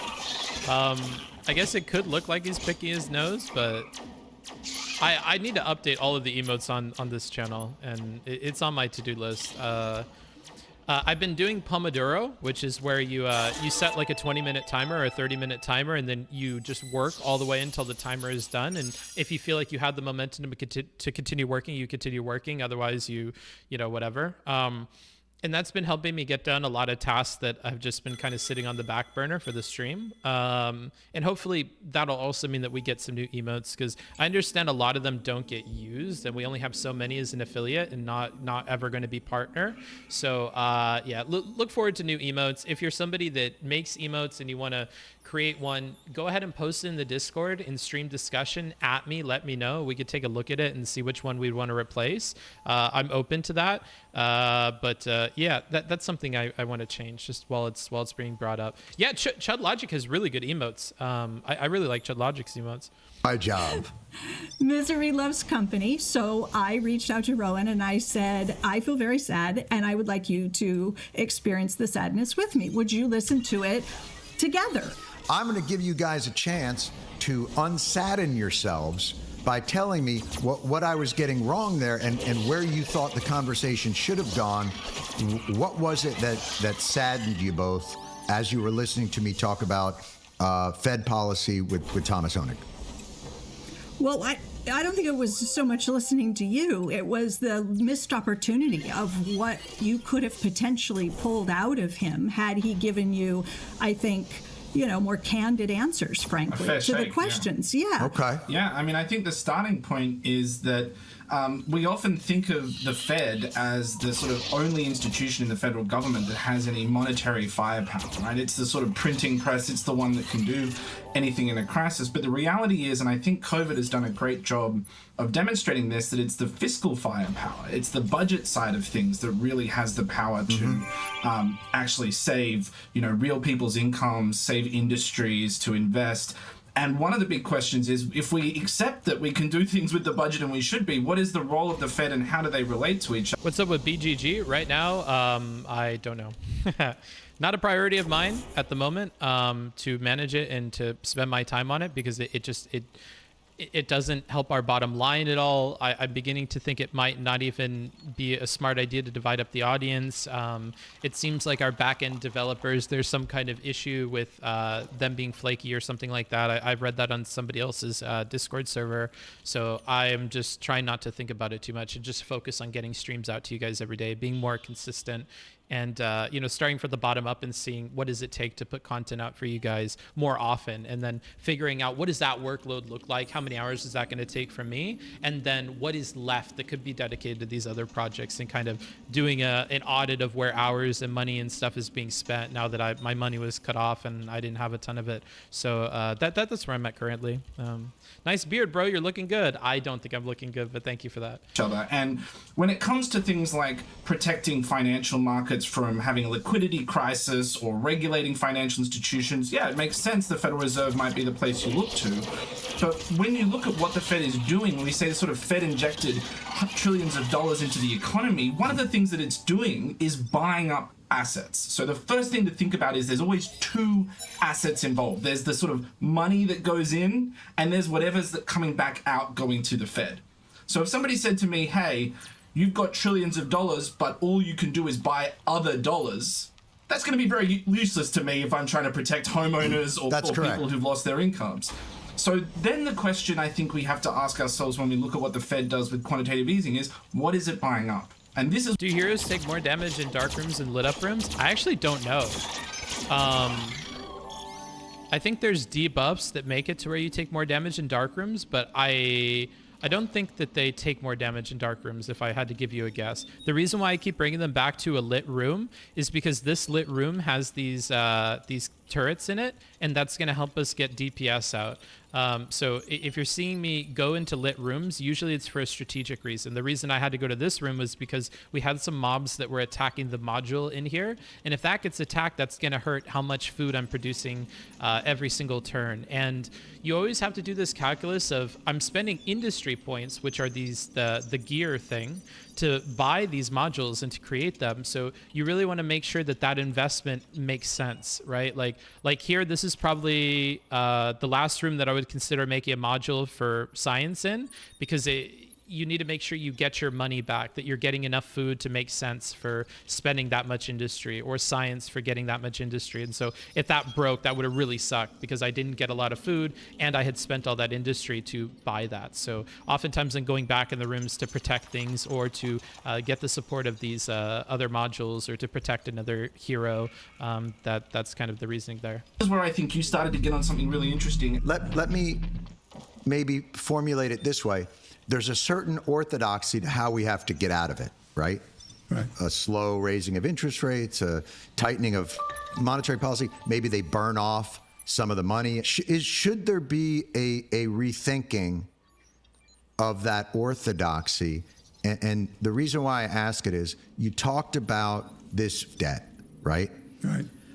To me, and clearly I'm a layman and don't understand the intricacies of it, it feels made up. That this monetary policy feels like a delusion of some sort. And why couldn't they just cancel that debt and have the country carry less, and then tighten the policy where it would be less? If you raise interest rates and on big debt, right? Then we've got all this pressure on making those payments. And why not have the Fed cancel the debt and then raise interest rates to reset the playing field? Well, the difficulty with that is, of course, this is debt owed by the government. And so now you're going to have this debt, and you're just going to say, I don't owe it anymore. And where Tom Honig did not meet you where you were at, he sort of said, oh, it's very complicated, you silly little boy, but I think the reality is you are identifying a real question, which is, if the Fed can swap treasury debt for money, and it basically has very little effect. And it can print money. The Treasury is printing the Treasury debt, and the Fed is printing the money to buy up the Treasury's printed debt. It's like mum issues like IOU, and then dad takes it out and then gives you cash from your wallet. What's the actual thing going on there? What's the effect on the economy? And Tom says, well, if you understand it like I do, because I'm a very serious economist, remember, then all you're doing is swapping one kind of government IOU for another. Money is an IOU, treasury debt is an IOU, therefore all we're doing is swapping yellow for green. It's exactly the same. And on one level, he's not wrong. He's not 100% wrong. But on the other side, you are not wrong either.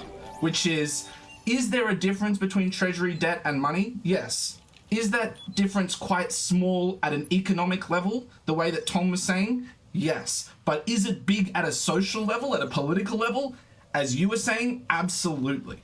So if we have trillions of dollars of government debt out there, people hold that as money. You ask Goldman Sachs what's in their cash account, they'll think you're talking about treasury debt. Because for them, treasury debt is money.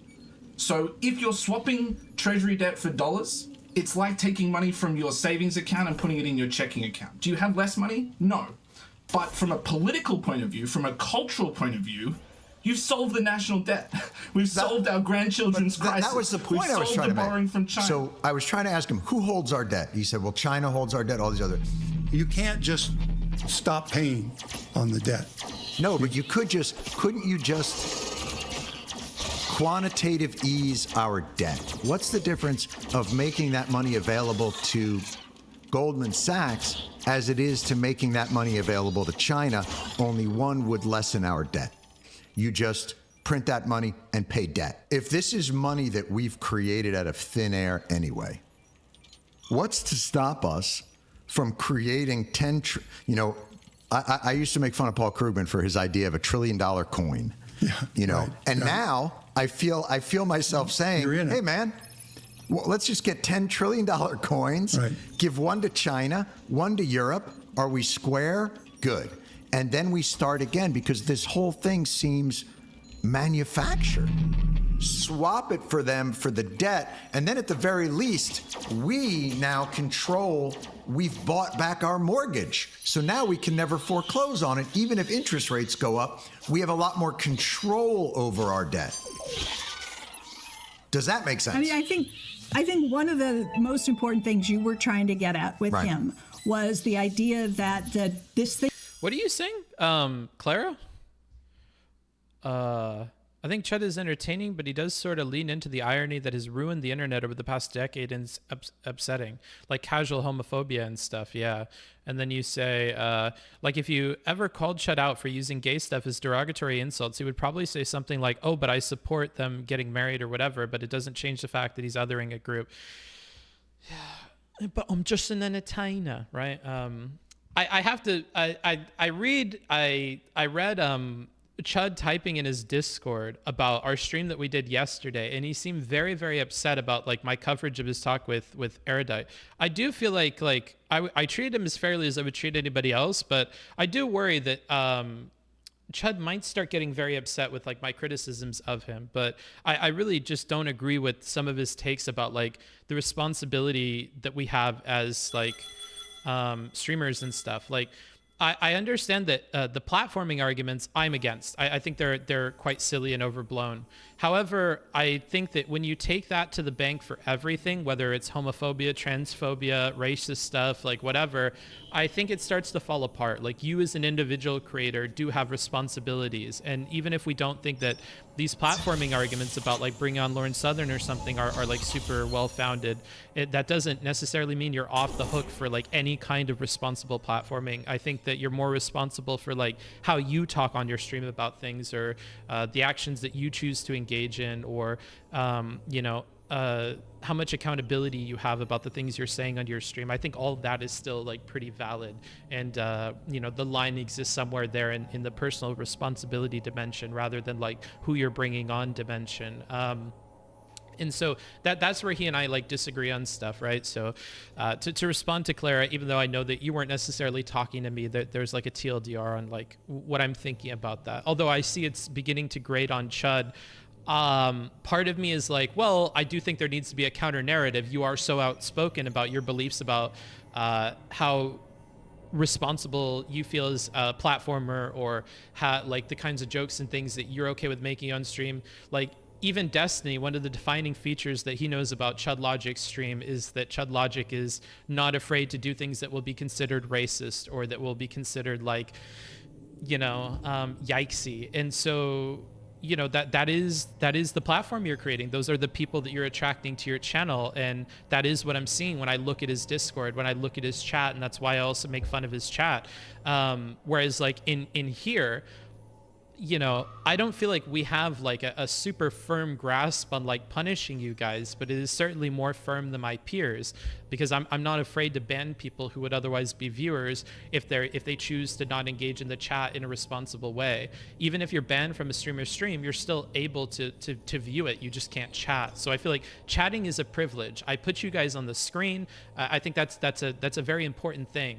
If you guys are on the screen, if you guys are on a VOD, whatever, then I feel like I do have an obligation to moderate you guys. And this is actually how I've missed out on sponsor deals that have been over $1,000, is because some platforms wanted me to host debates or to review debates that are native to their platforms, but they didn't give me the option to, for instance, moderate the chat. And I said, well, if the chat is on screen, if the chat will forever live in perpetuity with the video, like every time you watch the video you have the chat, I do want to be able to moderate that chat. I don't want it to live forever that I have a bunch of anti-vax people in chat, or a bunch of Nazis in chat, or a bunch of anti-Semitic, homophobic, racist shit in my chat.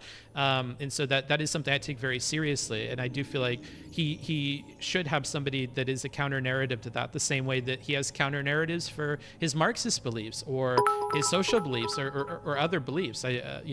I think things need to exist to challenge him, and though it's uncomfortable. Tier 100 Twitch Paul in general has a personal responsibility problem.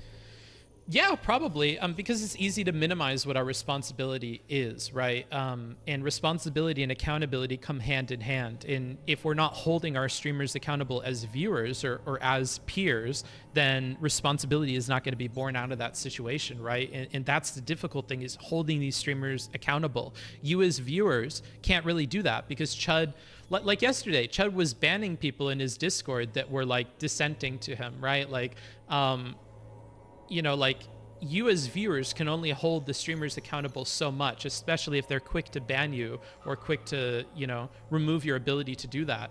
So I, as a streamer, feel like I should be holding my fellow streamers accountable. I should be outspoken about issues that I see. And so I feel an obligation to continue to do that, even if it is like becoming grating on maybe a friendship that I have with Chud or something like that, because I do worry that he thinks I have it out for him or something.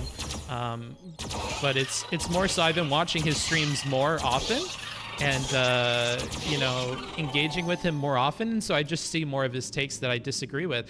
The same thing happens with Supreme. If I go through a period of watching a lot of Supreme's content, Supreme and I tend to argue about more stuff because I just see more things that I disagree with him about. And I just think that that's kind of the nature of the beast of watching content. Same thing with Cherry, with Cherry's content. As I watch more of Cherry's content, I'm going to disagree with her more about some of the things that she says on stream or whatever. And you might have seen some of that when her and I did a dual stream together, right? And I just feel like my responsibility is in part to hold others accountable and to you know, just speak my mind if I don't think something is happening in a good way or whatever. So that's where I'm at with all that. I ain't gonna waste my time holding streamers accountable and Megalol. Well, then, you know, whatever. I think that we have more responsibility as streamers and as peers of these people than you guys probably do as chatters. But I do think that you should be careful about where you're spending your time or your dollars or whatever, though. If you disagree with what somebody is trying to do or the effect that they're having on people, then you probably shouldn't be supporting them with your watch time and your ears and your money and stuff like that, though. I feel like we don't argue about much. No, I mean, Supreme, if I pick some things out, like sometimes we have different takes, like on your coverage of Aristocracy, right? Like we both think that Aristocracy had some problems, for instance, in her coverage of the Anna drama, and we had different opinions about where the problem in that was, right? So we argue about that a little bit. What is this? But yeah, like we'll have random takes that we. I say argue, but it doesn't get that heated between us ever. But you know what I mean? Like, if we disagree, I'm not afraid to like speak my opinion with you or something like that.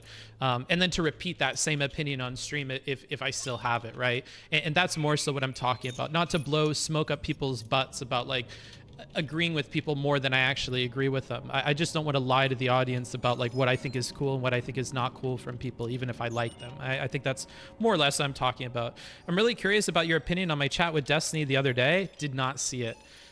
Did not see it. So if we get to a point where we watch that, then I'll definitely give it to you, but I have not caught that one. It'd be a disagreement over the interpretation of someone's intent more than a fundamental difference or belief system. Maybe you're not talking to me. Or we disagree about dumb shit like video games. Yeah, sure.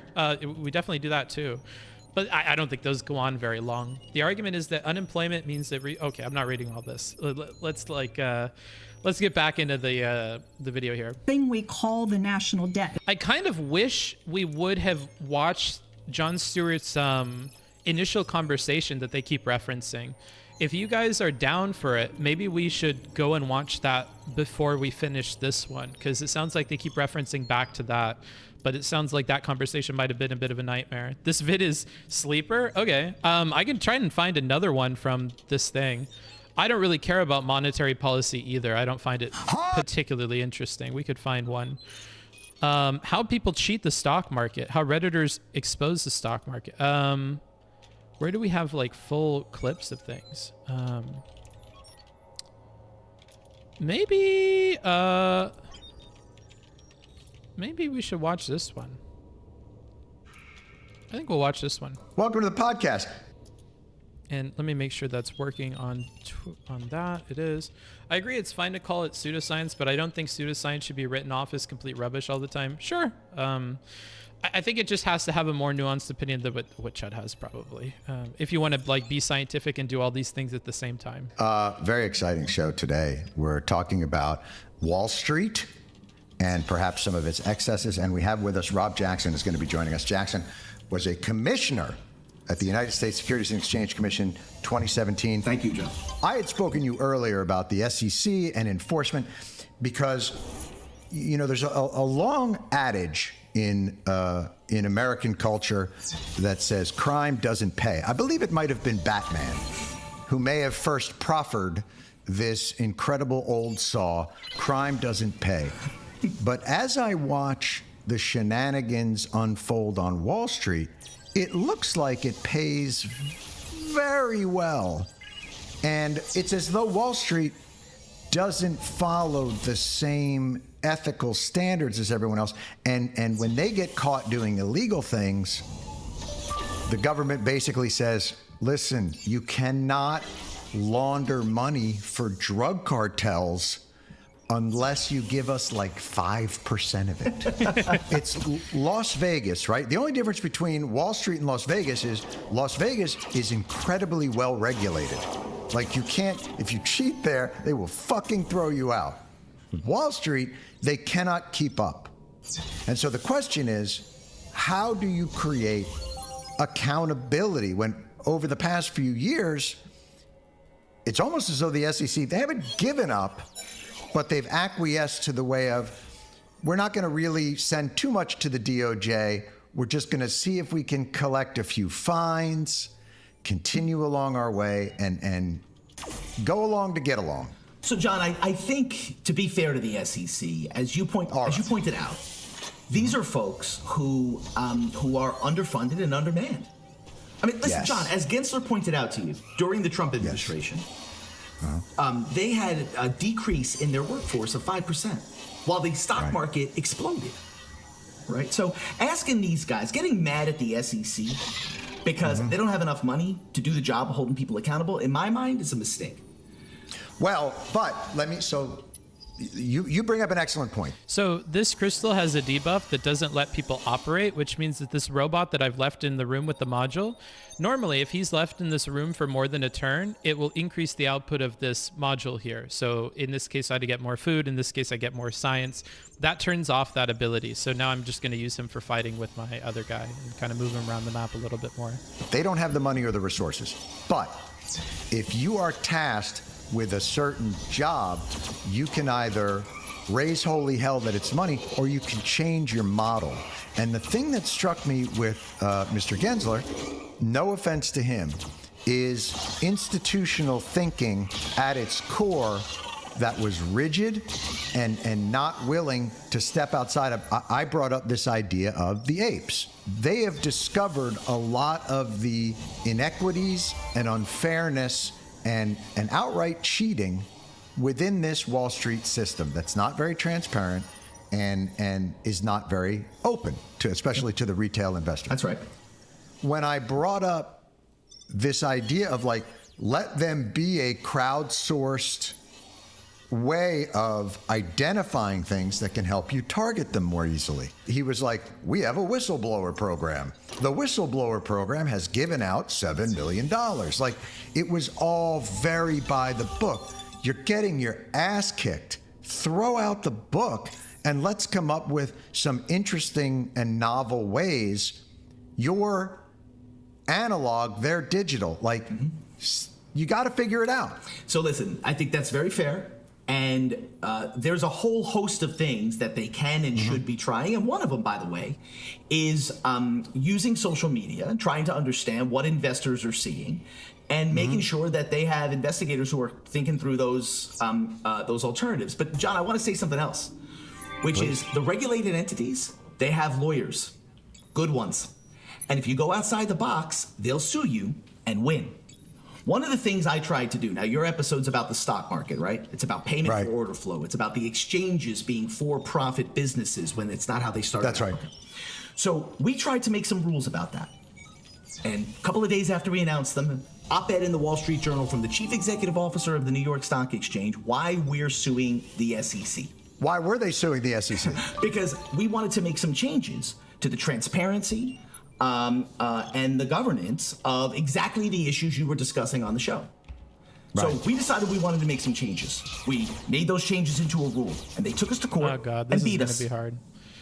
And I got to say, John, whatever you want to say about the SEC, when they go outside those lines, the regulated finance industry has really good lawyers. And by the way, not for nothing, but some of their lawyers used to work at the SEC.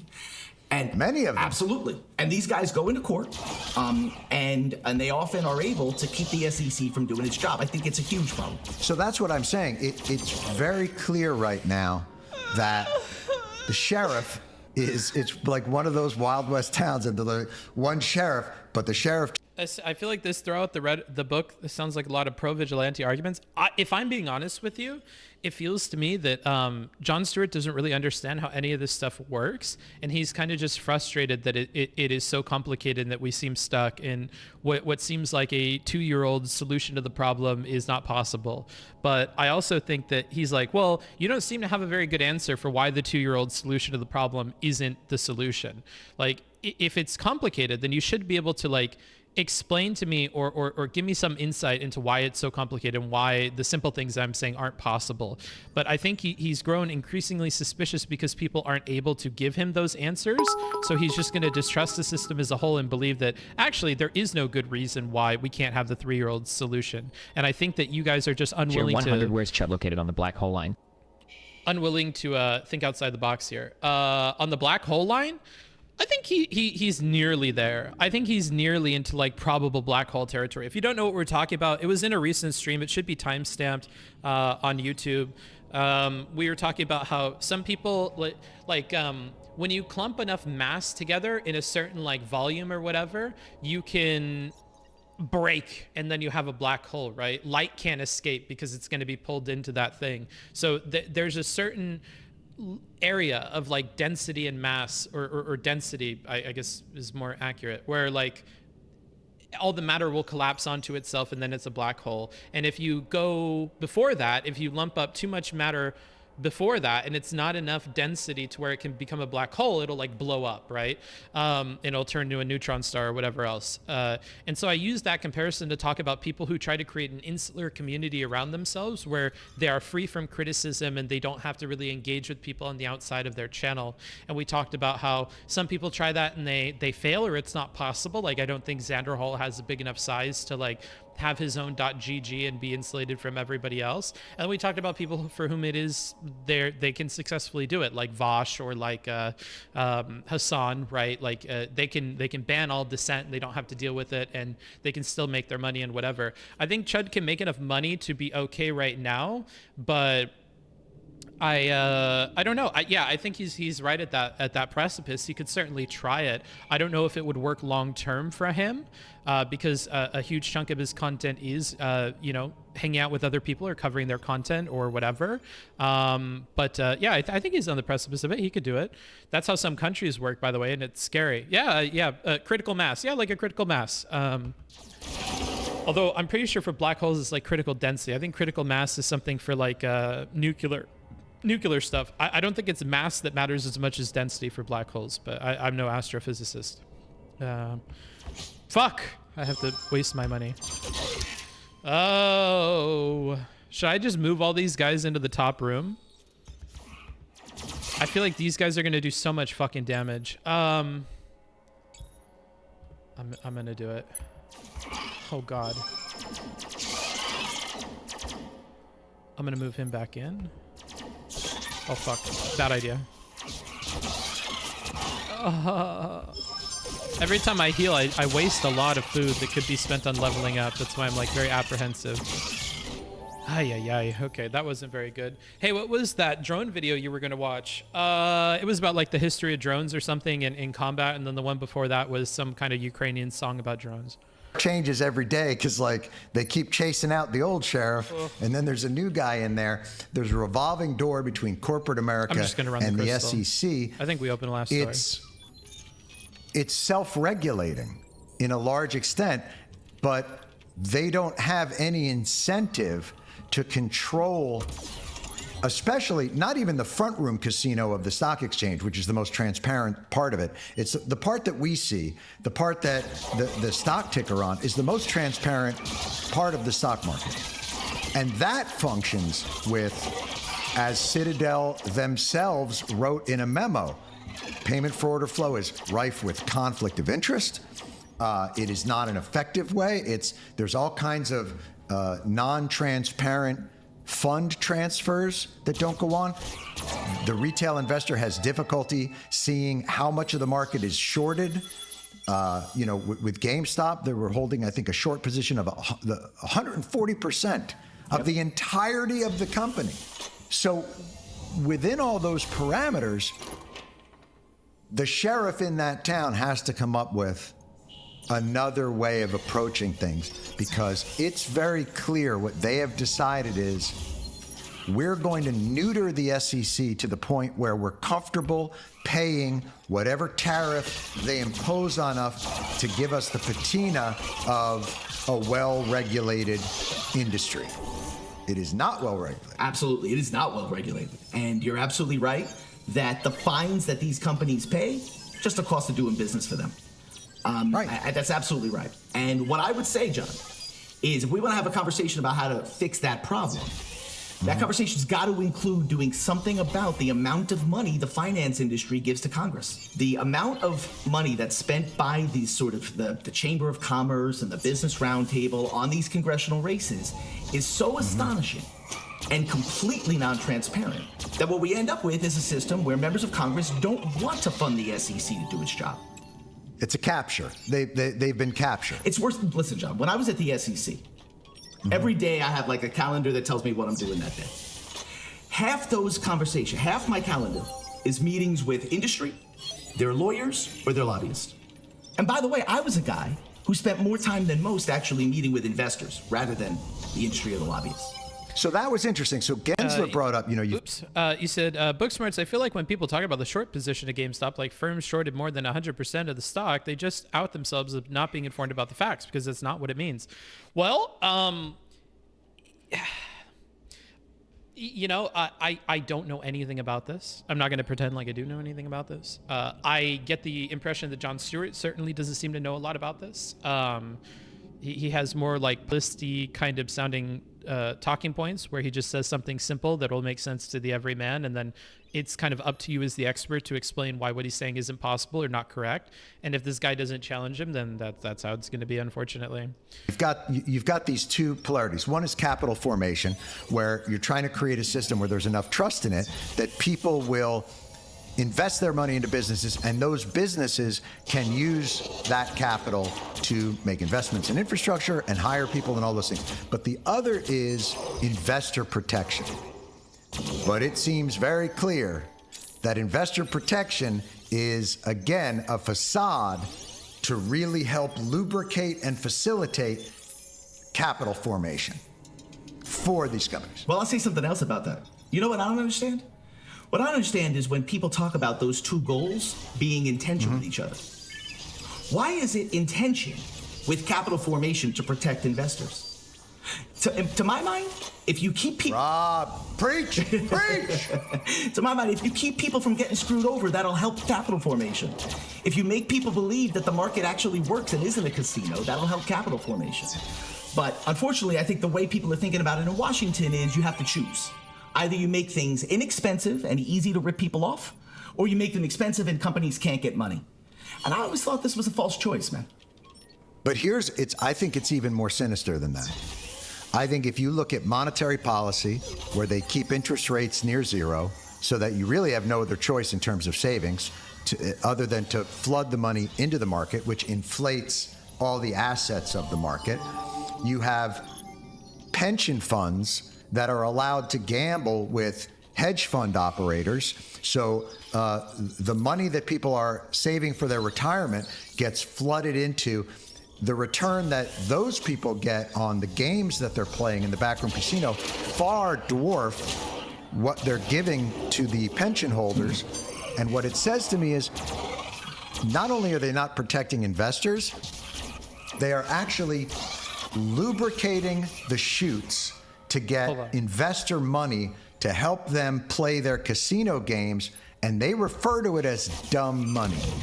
And it's very, again, it look. Oh no!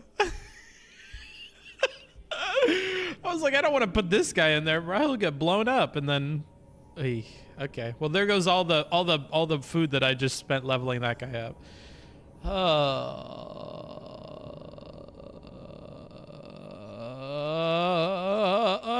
I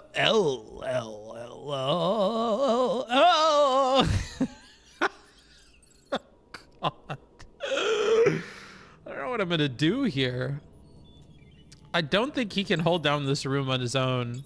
But I don't really have much of a choice. I could move them all back to here, maybe. Oh shit. That's a lot of enemies in there, I think. I could do a cheeky run for the crystal, maybe. Here, let's do that. Bit of a cheeky crystal run. I could try that. It's a bit dodgy, but possible. Take out this room, put it there. Here's what I'll do. I'll pull back into this room. If they do get that far, then I will just grab the crystal and run it. That's all I'll do. That's all I'll do. So I'll move this guy back into here. We'll keep him in here, and we'll see how this goes. Oh, it's fine. We're totally fine. We're Bing chilling, dude. We didn't have to worry about that at all. I will not continue opening doors, though. I think I'm just going to run this script. Wait, actually, hold on.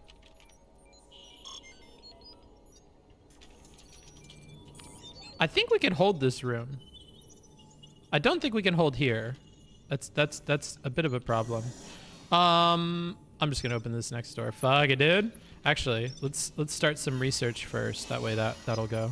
Looks like a scheme to get dumb money so that their system of stocks gets overinflated. Not to mention the whole derivatives and other nonsense that goes on behind the scenes that's really not transparent. So, a few things about that. First of all, I think I noticed in your episode that some of your staff asked you what it must have been like to earn 5% on a savings account. Yes. Like that's like a relic of the past. Yes. And you made a point to the panel that I thought was important, which is it's no longer politically tenable to govern while the stock market falls. No question. And no question. I think that's a problem, John. Fuck. Because the truth is, Gary Gensler shouldn't be in favor of the market going up or down. Right. Gary Gensler should be in favor of the market being fair and protecting the people who are trying to save for their retirement. And I think at a human level, he does feel that way. But the political reality is that if the market goes down, he's going to be blamed for that. And that's not a tenable way to be the sheriff. That's not a way that a regulator can do their job. And I think that it's one of those situations where the might as well restart. The insiders of the market resent the retail mentality. investors. They We're really gonna run resent this fucking crystal, GameStop. matter of fact. You know, that they got a little taste of their own shorting medicine and they got put in a short squeeze by the retail investors. They really hate that. But it was, I thought, interesting that the reason that they were upset with the retail investors is that they weren't playing fair. Wait, what? And they weren't paying attention to the fundamentals of the market. And the balls I fucked up. of the insiders of Wall Street to say that they play by the fundamentals of the market is stunning. It's either, I think, either completely dishonest or completely divorced from the reality of what exactly is going on in the stock market. And I think you hit it on the head. It's untenable for monetary policy to drop the value of the stock market. It's untenable for the government to have any control over how the casino in the back room operates. We're at the mercy of greed, like flat out greed, presented as free market capitalism. It is not a free market. I don't even know if it's capitalism. It's certainly crony something. The good news about that is that anybody who's serious about a free market, about actual, like sort of a libertarian way of thinking about this, knows that the stock market system we have is broken. I'll tell you something else. When I went, when I was on the SEC and we made rules to rein in the stock exchanges, I had bipartisan support for that. We lost in the courts, but even members of Congress would say, you guys are doing the right thing. Because this is not a free market. It's not a free market, John. When one side is paying another side to get dumb money order flows into a particular place where you can trade against them for profit, that's not a free market. That's and hyperinflating the volume and making their money skimming each trade. I think that's right. And I want to note something that you didn't point out on the show, but I think is worth noting, because payment for order flow is a real problem. But you talked about it with stocks. Now, on stocks, that market has been very, very well developed over years, and we can debate. I'm not saying it's a perfect market, but it's a market that that works reasonably well. The market where Robinhood really makes its money, the market where payment for order flow is a great source of profit, is the options market.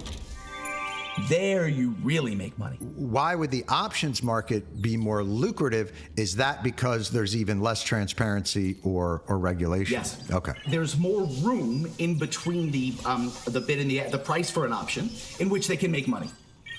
There's more room for options than there is for stocks. To explain to people, when you order up a stock or something, they have like price discovery and they create a market and there's a certain price that you go in there and you might say, buy this at 25.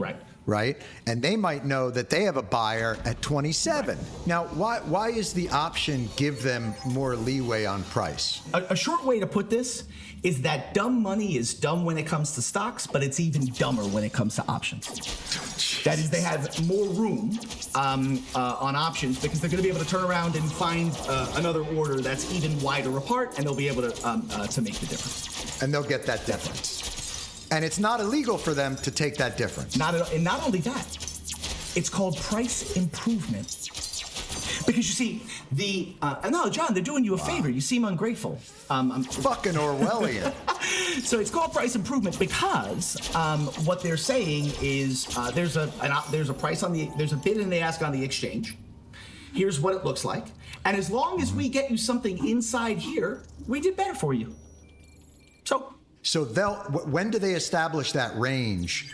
And is the range different for options or for stocks? Like, will they give you for an option a bigger range? Yes. Okay, so that's where they get the money. Yes, okay. And just to say a little more about that, I think one of the things you pointed out on the show but didn't go into detail on is that you might ask, hey, Rob, where does the range even come from for stocks, say? And the answer is that the stock exchanges have what's called a sort of public data feed. They're required by law to maintain it. It's got a bid and an ask, and it tells everybody here's what the bid and the ask are for stocks during the day. So that public feed, as I say, it's run by the exchanges. Over time, the exchanges became for-profit vehicles, and they figured out, that public feed, maybe we should have a private feed that's better. Oh, for fuck's sake. That's faster. And they do. And they charge fees for it to Wall Street. So is that when these companies put up a microwave tower or they move their servers closer, are they trying to jump that feed? Yes. Also, what they'll do is the New York Stock Exchange itself will make updated. This game is called Dungeon of the Endless. Feeds, quicker, faster data, better information, and the brokers will pay for that for those that. Right now the book I'm reading is the fourth book in the Wheel of Time series, and as soon as I'm done with that, I'm going to read collections of essays from Noam Chomsky. That's the current plan. Data so that they can trade ahead of the feed as well. So if you're a retail investor, the feed that you're getting is almost like a glimpse into the past. It's a bit of a time machine. Like when you're seeing that stock ticker on the television, it's like seeing the light of a distant star. It's the light you're seeing isn't the light of now, it's light from some time ago. In a way, that's right. And not only that, John, but you might say to me, hey, Rob, who runs the public feed? Boom. Who runs the public feed, Rob? The New York Stock Exchange. Motherfucker. That also, and they're for profit. And they are selling a better private feed. When I was in office, I gave a speech where I said, this is sort of like letting Barnes & Noble run the public library and then being surprised that the library sucks. Right, because they're trying to sell a different product. So then the question becomes, can the... Thank you to Hakeem Oh, Hakeem, you got a gifted sub, bro. Welcome to the club. That's your first month. I hope to have you on for more. Go Robo. Thank you for gifting them. Very nice of you. Very nice of you. Retail investor get the private feed, or is that something that is only attainable to the large bore investors and hedge funds and things like that? It's so expensive that it's almost always the latter. And not only that, but the SEC has done a relatively poor job in getting transparency as to why these prices are what they are, and how they get set. And by the way, we tried to change that on the SEC too. And what do you think the New York Stock Exchange did, John? I believe they might have sued you. They sued us. And won. Well, that one's still in court. By the way, while we're talking about this, here's something else that we said the New York Stock Exchange and other exchanges like it, they're for profit now. When they make mistakes, they get sued. And you're talking about flash crashes and things like that. All kinds of situations they get sued. And when they get sued, what they do is they tell the court, we're immune from suit. Because we're a regulator, you see. So they get the benefit of being for profit, but also get to claim being a government-like entity when they get sued. They're a utility when they need to be a utility, and a private company when they need to be a private company. That's right. So this brings us to another area of accountability that we didn't really get into in the episode with just other than random shots.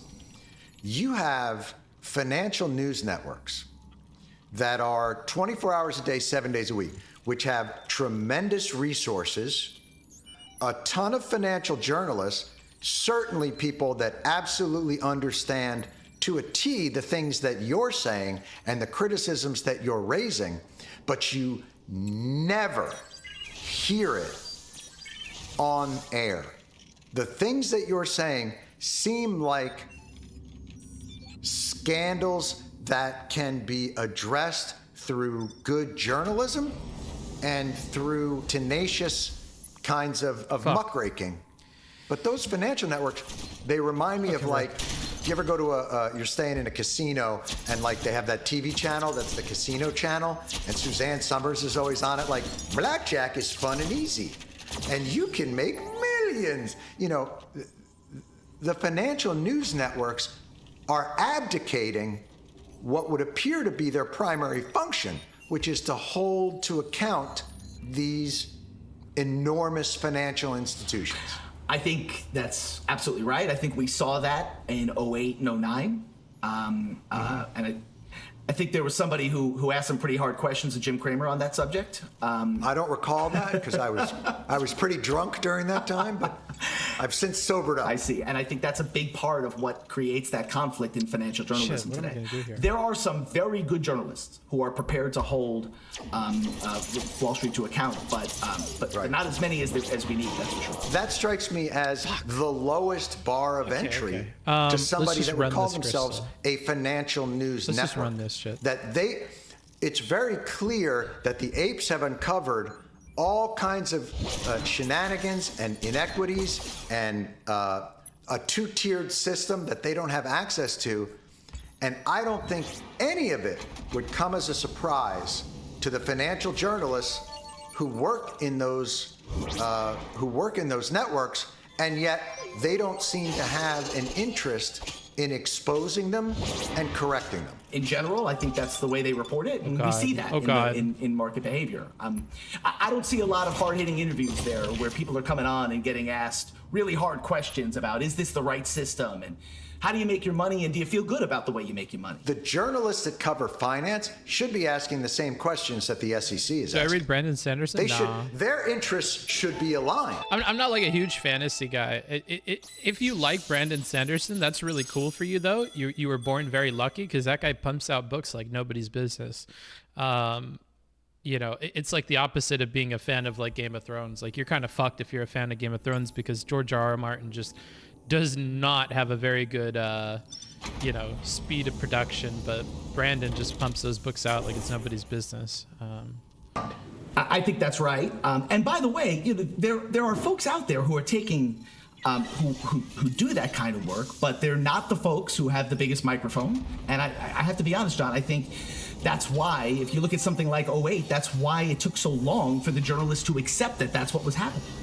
Because everybody was on the phone telling them it's going to be fine. I think that the markets we've created are increasingly volatile and increasingly fragile. We learned that the hard way at the start of this pandemic, John.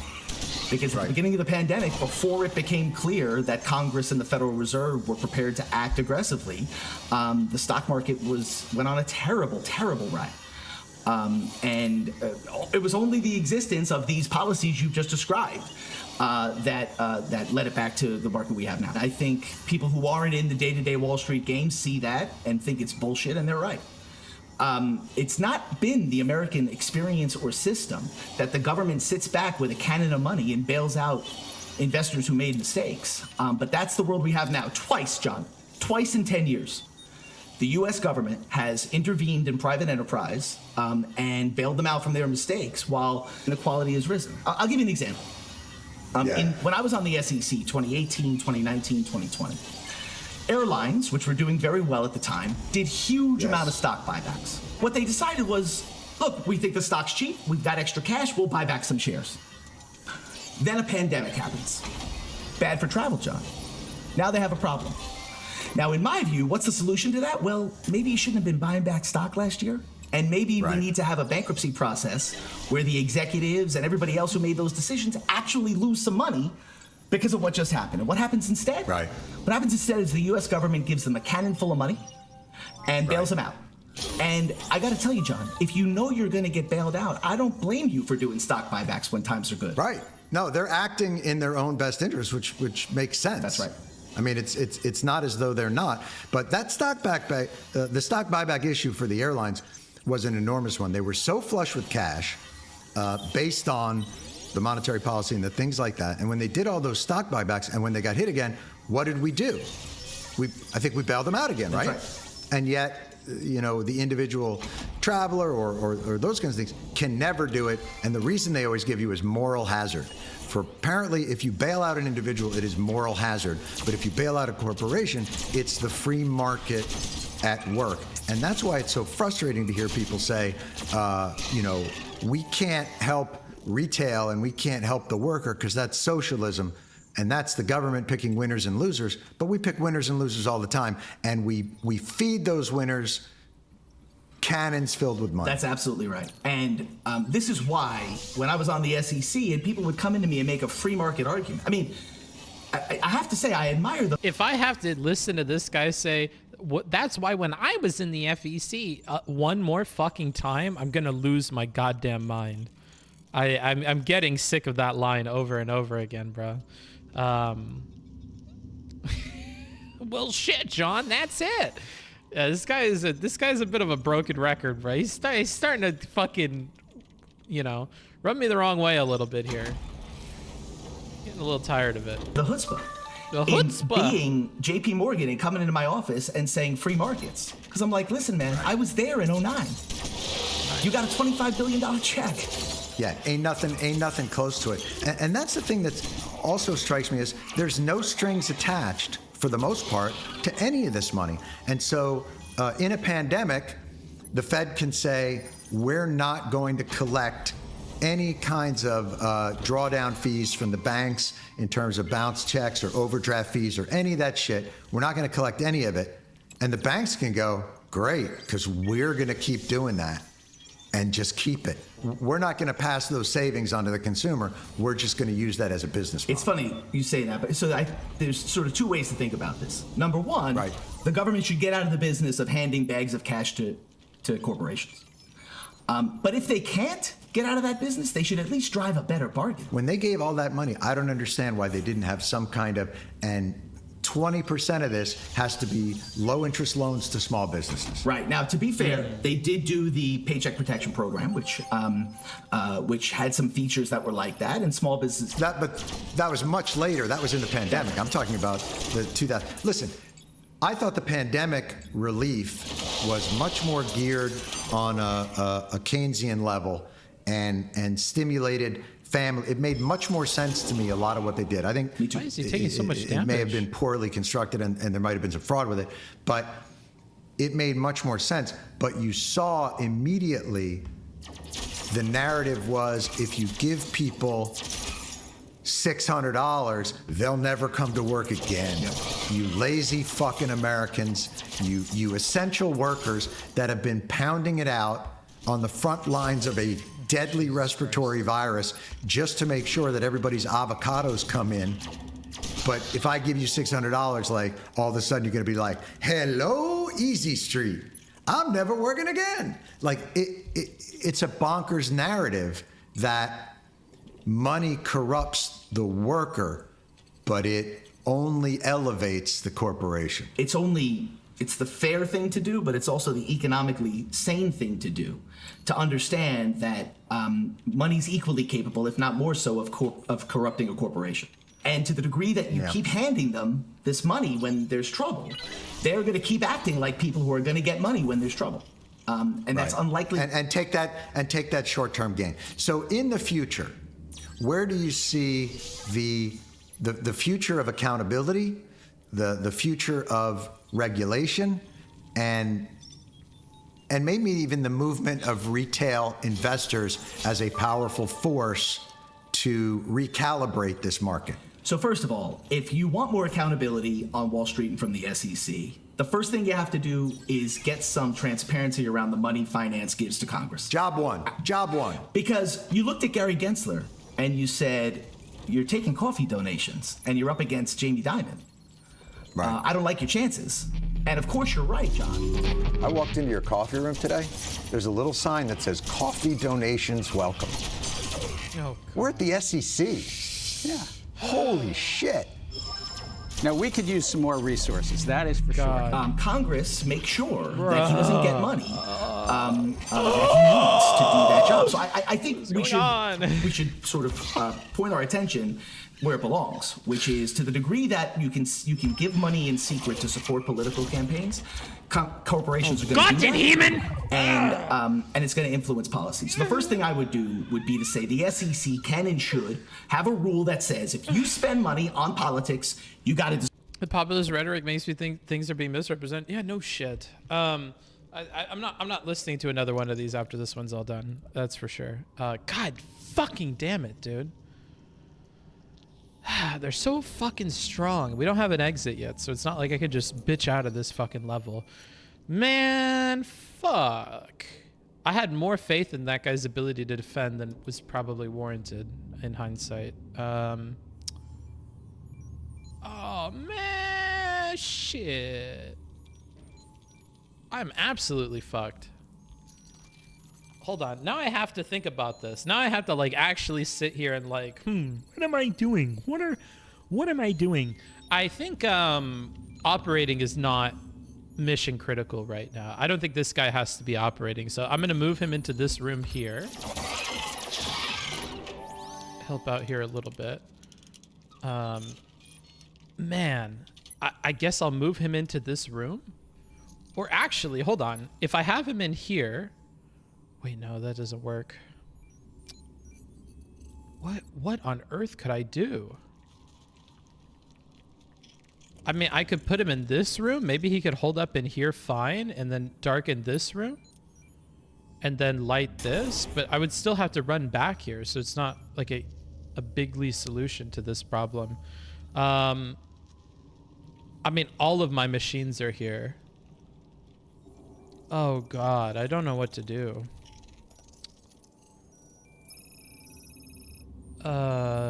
He could chill in maybe this room over here? This room over here? I don't know.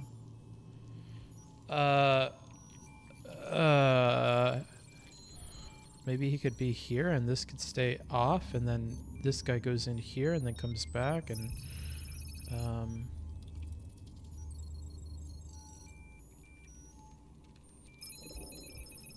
if I lose this food machine, that's really not the end of the world, I reckon. And I'll just put another slowdown thing in there. I could just put 3 in there, honest. Oh, I can't actually. Never mind, I lied. Okay, and then I'll put maybe one more thing in here. I don't have really good small modules. I haven't found a research thing this entire time, so I'm behind on research. Granted, I have like 100 research points that I can use later, so like I have a backlog of research, and that's cool, but kind of been an unfortunate situation here. I'll have him chill there so monsters don't spawn, but I probably should have built more modules, and I don't think building more modules now is necessarily the play. Hopefully I get a lot of dust, which is the points that you get for killing the monsters when I open this next room, but I feel like that's wishful thinking. Whatever. I'll go with this strat. It's not any better than any other one that I could do right now. Disclose that to your investors. Now, as I pointed out to you before, Congress has written a law saying the SEC can't make that rule because they like the money they're getting from corporations. But if it were up to me, if I were in this administration, it would be my first, second. Now, I was very lucky that this merchant is here. Actually, I have a lot of science. Maybe I should consider getting something here. Actually, I could sell a lot of shit. I don't really need unlocks master hacker. I don't think I need master hacker. I think I can sell this. I could probably sell this because it's a less good version. Oh no, it's a better version. Okay, I'll sell this one. I'm gonna sell this because I don't need it. That's all fine. Oh, great googly boogly, Batman. I don't know what we're going to be doing here. God, we are just really fucked with this setup. Hopefully this next room is like the exit. You know, Book, back when I was in the SEC, we had some great dungeons. All right, whatever. Third priority to get rid of that rule and to let the SEC do its job. This is purposefully obtuse. God damn it. Our financial system is designed to be a labyrinth that is impenetrable by anybody that is not a part of it. That's right. So the first thing you have to do, in my view, is get that money out of the system so Congress can make laws that are designed to not allow that to happen. That's first. Second, I think once you get these resources into the SEC, and John, this is not a sexy answer, but I think it's the right answer. It's a technology issue. Like you heard Gensler say, that they're spending $200-300 million a year on technology. I was at the SEC. I saw some of that technology at work. I was at the SEC. This fucking guy did.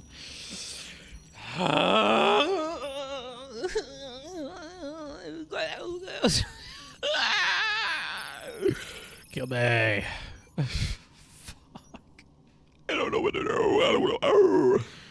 Oh, that's crazy. I guess I'll put the... You know, this side doesn't really matter as much as this other side. And this side's not as... Well, I mean, it has 2 neuro stuns. I don't know. Fuck it, dude. We'll move him over here. And we'll move this guy. We'll keep opening these doors and pray to Allah that we have fucking an exit that's over here and not up here. And that is the way that we'll play it. If they come in here, they'll be stunned here and they'll have to go slow. We have absolutely... Well, I guess we have 2 turrets there. Maybe we should put 1 more neuro stun in there just to be like uber sure. Yeah, I'll just start opening these doors. And it's great, and the people work very hard. But that's what Citadel and JP spend on technology in a month. That's not a serious technology spend. So you'll have to have the SEC catch up on things like that if you want to get those. And then I think you're right. I think there is some degree to which the American public and retail investors need to be able to talk to the SEC and help them figure out how to move forward on these things. I think I know the SEC is learning from the... We are getting really lucky with nothing spawning every time I'm opening these doors. Okay. We are in massive danger territory here, though.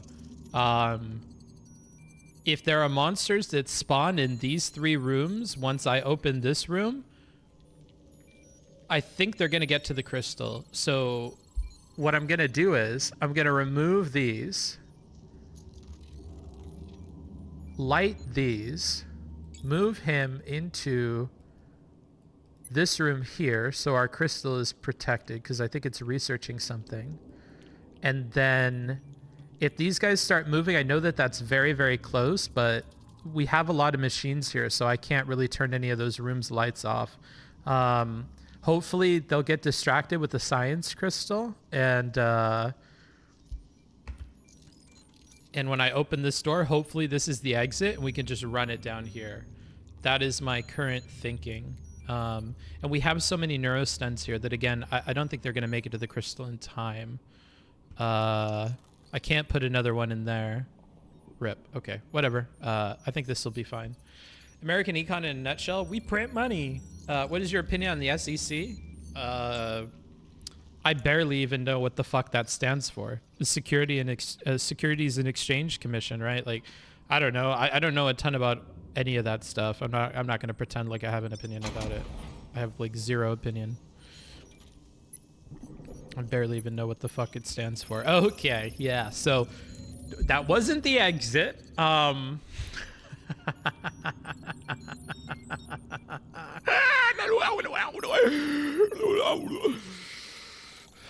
I can move these two guys. I think we're done with the spawning period. Oh, hello.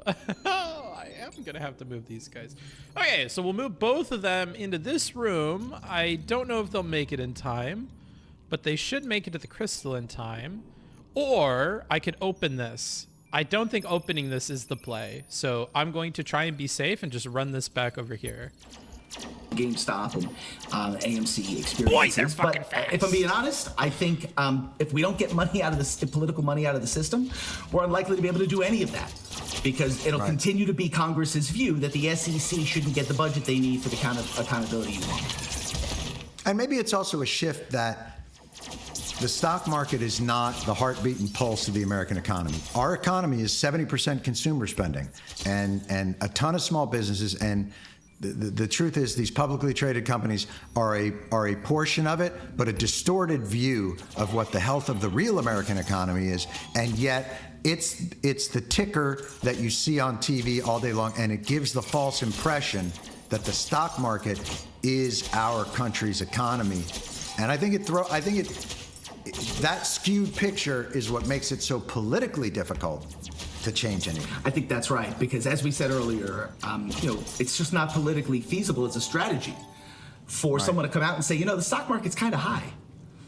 We've been on a bull run for like 10 years. Maybe that's not a thing. Yeah. It's set up to be that complicated so that it's very, very difficult to understand and fix. I really appreciate you kind of coming by and giving us that inside perspective on the SEC and your experiences there.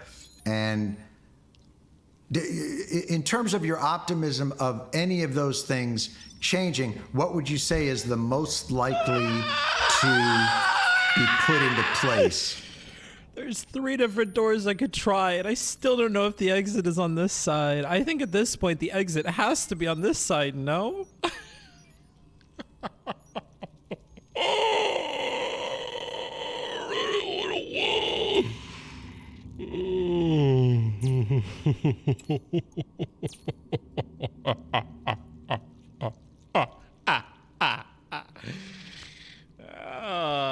That's crazy. So doomed. Can you tell the Euler motherfucker to just pay you already? What the fuck are you talking about, bro? What are you on about? God. Jesus, I'm fucked, dude. It definitely won't be on the other side of the map. Yeah, it definitely won't be. I guess. I don't know. God, I'm screwed here, dude. I don't even want to buy this crystal. Wait, I opened a door. I wasn't even paying attention. Oh, fuck. Wait, does that mean these are going to take 10.5 years to fix? Oh, no. Oh, shit. Oh, I didn't put neurostuns in there. Oh my god, that's fucking crazy, dude. God, what am I gonna do here? Oh, I hit pause. Oh god, oh god, oh god, oh god.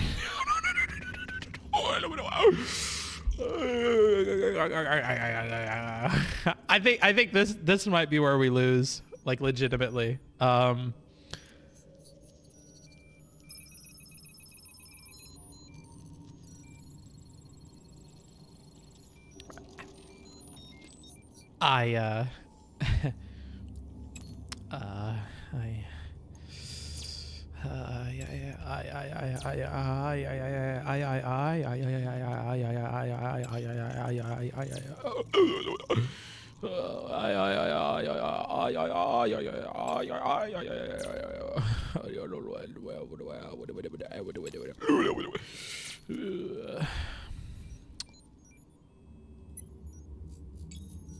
I'm just gonna open another door. Fuck it, dude.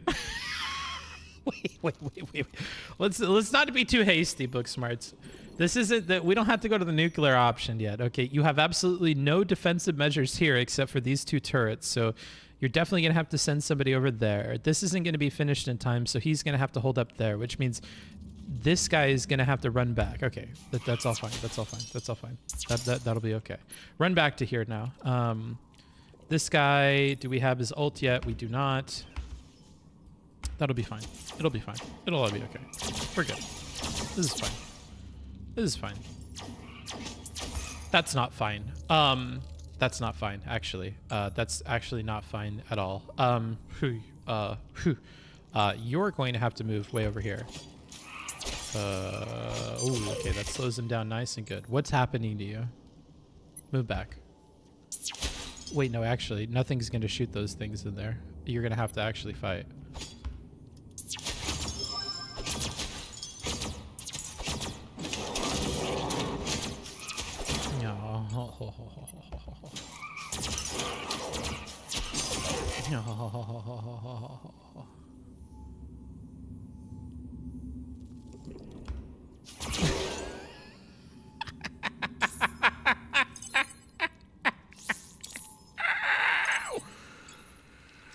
Oh, Lord, have mercy on me.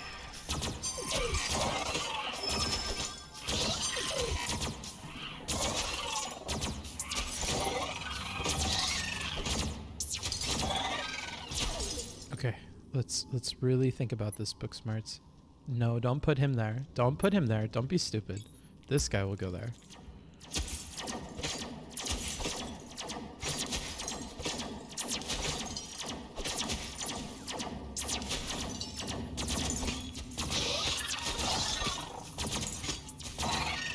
Okay, so far so good. What else do you have to do? You have to move that guy there. You have to... These guys are still coming. That's okay. They're destroying everything that you wasted your industry points on, but that's fine. Those are meant to delay. There you go. That's good. That's good. Fix that shit. Actually, no. Go up here. You still have ult in this guy. You did pay for that. May as well use it. Are you going to be able to kill that without the ult? That is the question. I think you are. You're going to be fine. Okay. Don't worry about that. Ignore that noise.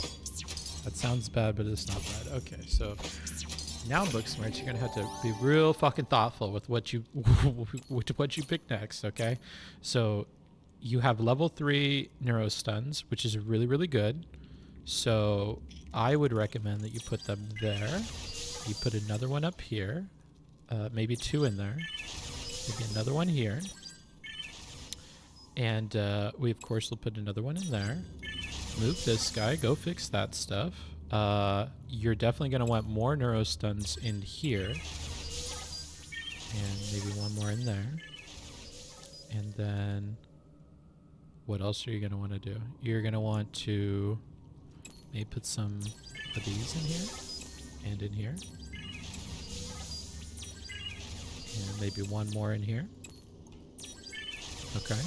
And then you're going to... is this fine here? No, it is not. So you're going to want some shooters in here. Okay.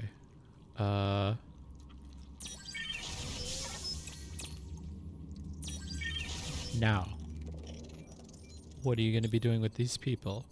One in here. This is your runner. He's going to go over here. Don't level up anybody so you have food. It's not super important that you pay for this. So I wouldn't, because they might get destroyed. Now, you're going to have to pick. One of these doors is going to be the exit. Maybe the one furthest away will be the exit. The whole game is basically riding on picking the right door for the exit here. So,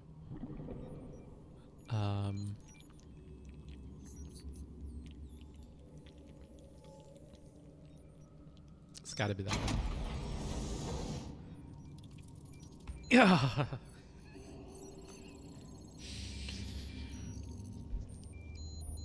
I actually think that you are in terrible mode here. So what you maybe need to do is you need to open another door. If you see monsters spawning, maybe it's time to just open another door. No monsters spawned. Very good. Very good. Excellent, some would say. Move the other guy into that room. Hold there.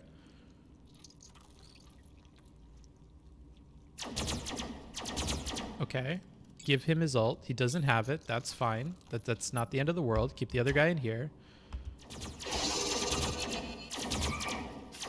You timed that really poorly, but that's okay.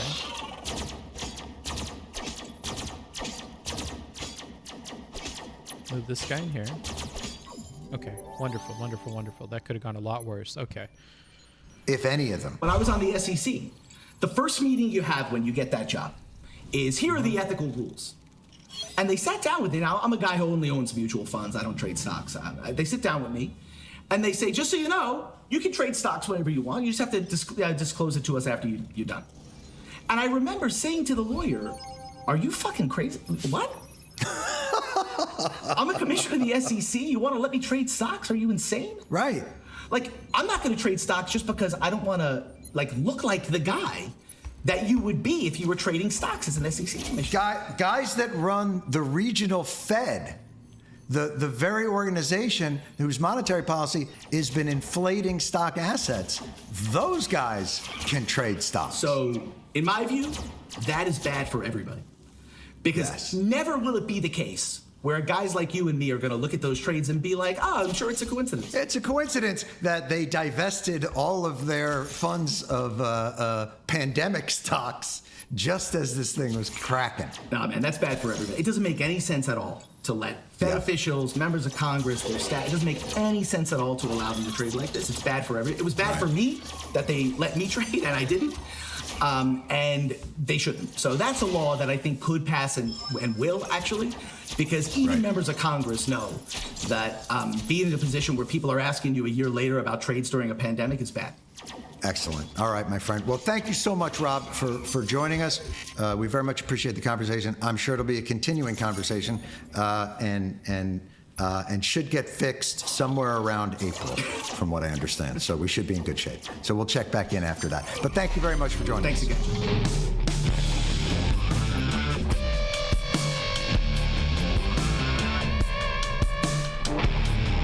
Okay, we're all done with that. Obviously, if the guy who owns the casino sits down for a game of blackjack, he's rigging the deck. Has to be. There is no other explanation. I understand the skepticism, and I do think that maybe as a public whole, we need to just not let those guys do that. I actually don't think that's that crazy of a fucking thing to say. They were saying a bunch of other really crazy, stupid things that are ignorant, but I don't think that that's one of them. I don't think that that's the one I would focus on. I do think if you're the regulatory body of, like, if you're part of the SEC, maybe you shouldn't be. Or they all buy into some, like, giant pension that does that and is not involved with it. I don't know. I don't think it's crazy on the face of it to think that they're not allowed to do that. Okay, so I have a lot of power that I can use on things here. I have a lot of power here. So first of all, he needs to go way over here and repair those machines. Second of all, I think we can definitely handle an incursion from here, but maybe not from here. So we'll light that up. We can move him into here. Actually, we have 3 neurostuns and stuff here. Maybe that's fine. Maybe we should spend 1 here and maybe 1 here. And then open this. I bet that this will be the exit and then we'll be fine. But you never know with these kinds of things. You hear me? So we'll put this guy here. Cover our exit a little bit. And I do think we should maybe invest in this because this might be one of the last doors that we open. All of these are absolute trash though. None of these are good either, but whatever. We'll get a Tesla module. And then we will open this door, and then we should be all set. So I'll move them back into there. Found it. Yeah, I finally found it. I do wonder if there's any legitimacy to the argument that only people with experience in the industry have the understanding to regulate it. Yeah, but I think you should probably have to de-invest once you become a part of it. I don't know. It's a tricky thing. I'm sure if I was the person getting hired by the SEC, I wouldn't want them to restrict my ability to trade and stuff anymore either. And I would probably have to engage in markets and have some positions open on the books before I got there anyways, because I would understand how the system worked. I would probably be using it. But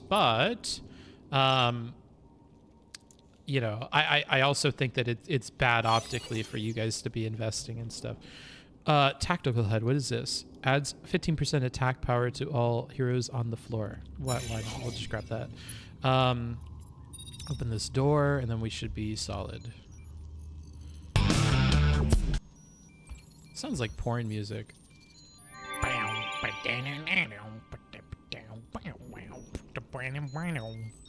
Okay. Now we're just gonna make a run for it because I don't really feel like opening more doors. Actually, I'm so greedy. I'm so greedy. I would open this door. I would open the door. Because if I open this door, all of my machines are going to give me another round of income. Oh,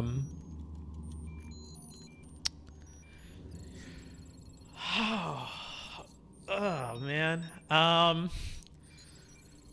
Is it worth gambling all of my success off of opening one more door and then these get overrun or this gets overrun? I don't know. Probably not, but I'm going to do it because I'm an absolute fool. All right, let's just do it.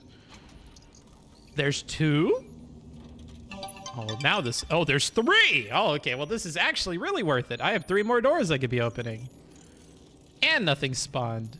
What was I worried about? Come on! Forget about it. What was I worried about this whole time? Come on! Not that big of a deal. You just put a bunch of shit in here, and then we'll hold here, and it's not that big of a deal. Come on! Put another neuro stun in here, just in case they get pissed, you know? We got stuff here. We got stuff here. We'll be totally fine. Nothing to be worried about. And we got a lady in here. A lady friend. I love having lady friends. All right. We'll take her. We'll put her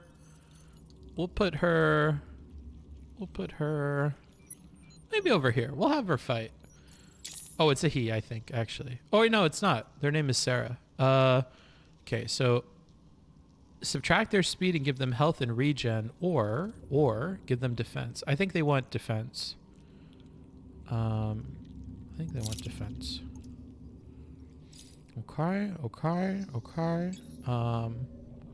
This all looks good. We'll be fine. No worries here. Just put a neuro stun in here. A couple more turrets. We'll fight in here. Totally fine. Totally fine. We're golden, honestly. This is all good. No spawns. No problem, dude. No problem, dude. Come on, dude. Move this guy in here. Move you in here. We got this. Honestly, I'm feeling really good about this. We totally have this. No spawns again. Wonderful. Let's go ahead and open this next door here. A t-shirt. Ooh, now I have clothes. That's great. You already have clothes. You should probably have clothes. So I'm going to put that on you. This guy gets a gun finally. Come on, dude. We're doing so good. Oh. Well, there were monsters in there. And we're getting a spawn here and here. Okay. That's fine. That's, it's not the end of the world. We just got to move these people back at a strategic time. Use his ult. Totally fine. Now we move. Maybe he should move out of here, actually. Unironically. Actually, I've already spent his ult. Never mind. Not a good idea. Is holding in here the best strat? I think so. Okay, and then we'll turn this on for you. Turn this on for you. Okay, okay, yeah. Not the best to have you hold in there. I already knew that though. That's not a surprise to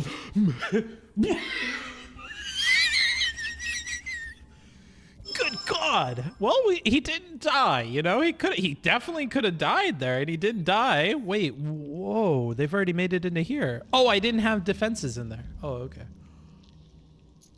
Huh. Oh. I see. You'll be fine. Actually, you won't be fine. That's completely fucked. Oh boy. Oh boy, oh boy, oh boy. We have plenty of defenses on the way, so I'm going to actually move you guys back up into this room here.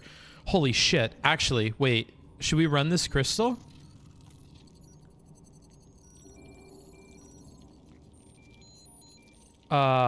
Is polyamorous relationship something we talk about? If so, I am curious how you deal with conflict when it arises in the relationship.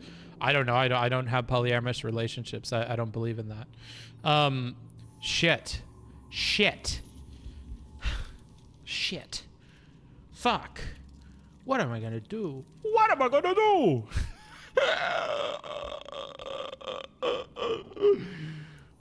I think I definitely have to run this crystal, but I don't have the rooms lit here. And we still have monsters here. He can't be here anymore. Oh my God. Oh my God. I guess I can move him into here and run this guy with his ability over to the crystal, but there's gonna be so many monsters there. There's gonna be so many monsters in this room.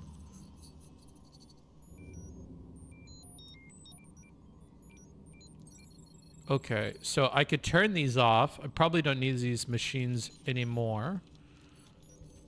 Turn on lights here. Remove the lights in here. Turn them on here. Get him out of there. So we'll move him into maybe this room.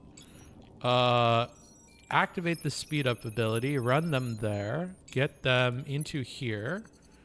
And actually, just keep them there. They'll fight. I just have to keep an eye on this guy so he doesn't die. Who?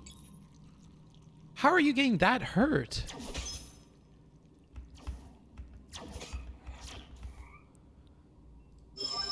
Okay, we're gonna run you into there actually. Oh shit. You made it there really fast. Okay, grab that. And then you're gonna run it. Oh, wait, oop, you have to grab it first, buddy. Okay, you've got it. Now you're gonna run into here. You are going to need to run defense here. Oh, no, we don't need any defense, actually, dude. Fuck yeah, dude. Just fucking, you know. We're totally good. We're totally good. We're fucking Bing chilling, boys. Let's just fucking hit Q, grab everybody, move them into here, and we're good. He needs some milk. Nah, bruh. Didn't need shit. Look at this. We're so good at this game. We're so good at this game. Just shut the door behind you. You can't shut doors in this game. Bam.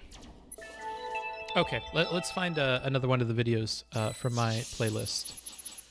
Watch later. I don't really like this Jon Stewart show. I think it's making me start to think that he's a bit of a dummy. I do want to watch this Veritasium video, though. For hundreds of years, analog computers were the most powerful computers on Earth, predicting eclipses, tides, and guiding anti-aircraft guns. Then, with the advent of solid-state transistors, digital computers took off. Now, virtually every computer we use is digital. But today, a perfect storm of factors is setting the scene for a resurgence of analog technology. this is an analog computer, and by connecting these wires in particular ways, I can program it to solve a whole range of differential equations. For example, this setup allows me to simulate a damped mass oscillating on a spring. So on the oscilloscope, you can actually see the position of the mass over time. And I can vary the damping, or the spring constant, or the mass, and we can see how the amplitude and duration of the oscillations change. Now, what makes this an analog computer is that there are no zeros and ones in here. Instead, there's actually a voltage that oscillates up and down exactly like a mass on a spring. The electrical circuitry is an analog for the physical problem. It just takes place much faster. Now, if I change the electrical connections, I can program this computer to solve other differential equations, like the Lorentz system, which is a basic model of convection in the atmosphere. Now, the Lorentz system is famous because it was one of the first discovered examples of chaos. And here you can see the Lorentz attractor with its beautiful butterfly shape. And on this analog computer, I can change the parameters and see their effects in real time. So these examples illustrate some of the advantages of analog computers. They are incredibly powerful computing devices, and they can complete a lot of computations fast. Plus, they don't take much power to do it. With a digital computer, if you want to add two 8-bit numbers, you need around 50 transistors. Whereas with an analog computer, you can add two currents just by connecting two wires. With a digital computer, to multiply two numbers, you need on the order of 1,000 transistors, all switching zeros and ones. Whereas with an analog computer, you can pass a current through a resistor, and then the voltage across this resistor will be I times R. So effectively, you have multiplied two numbers together. But analog computers also have their drawbacks. For one thing, they are not general-purpose computing devices. I mean, you're not going to run Microsoft Word on this thing. And also, since the inputs and outputs are continuous, I can't input exact values. So if I try to repeat the same calculation, I'm never going to get the exact same answer. Plus, think about manufacturing analog computers. There's always going to be some variation in the exact value of components like resistors or capacitors. So as a general rule of thumb, you can expect about a 1% error. So when you think of analog computers, you can think powerful, fast, and energy efficient, but also single purpose, non-repeatable, and inexact. And if those sound like deal breakers, it's because they... Did you realize the Twitch stream is tagged polyamorous? No, I had no idea. My bad. Here, I'll change that. I won't be lazy. I'll change that. I don't know why that is the case. Let's see. Edit stream info. Let's remove that. I don't even know why that's there.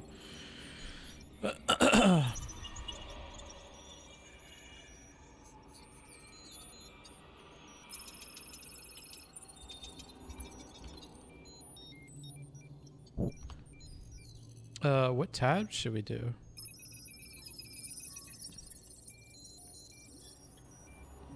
There we go. Okay, that should be fixed. Imported from porn preferences? Jesus, bro. No. They probably are. I think these are the major reasons why analog computers fell out of favor as soon as digital computers became viable. Now, here's why analog computers may be making a comeback. It all starts with artificial intelligence. A machine has been programmed to see and to move objects. AI isn't new. The term was coined back in 1956. In 1958, Cornell University psychologist Frank Rosenblatt built the perceptron, designed to mimic how neurons fire in our brains. So here's a basic model of how neurons in our brains work. An individual neuron can either fire or not. So its level of activation can be represented as a 1 or a 0. The input to one neuron is the output from a bunch of other neurons. But the strength of these connections between... What the fuck happened? Why do I keep losing, bruh? Fuck it, dude. I'm running away. Bruh. You're kidding. This is the most fucking dog trash shit I've ever seen. I have no defenses. Fuck. What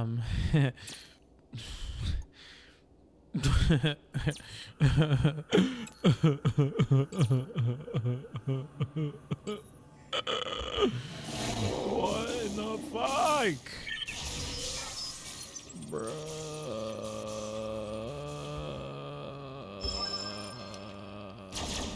Oh my god. He's gonna die immediately.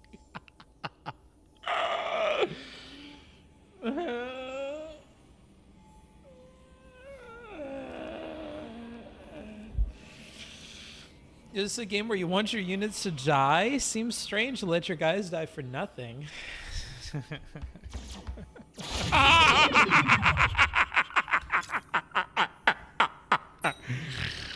Alright, I lost that one.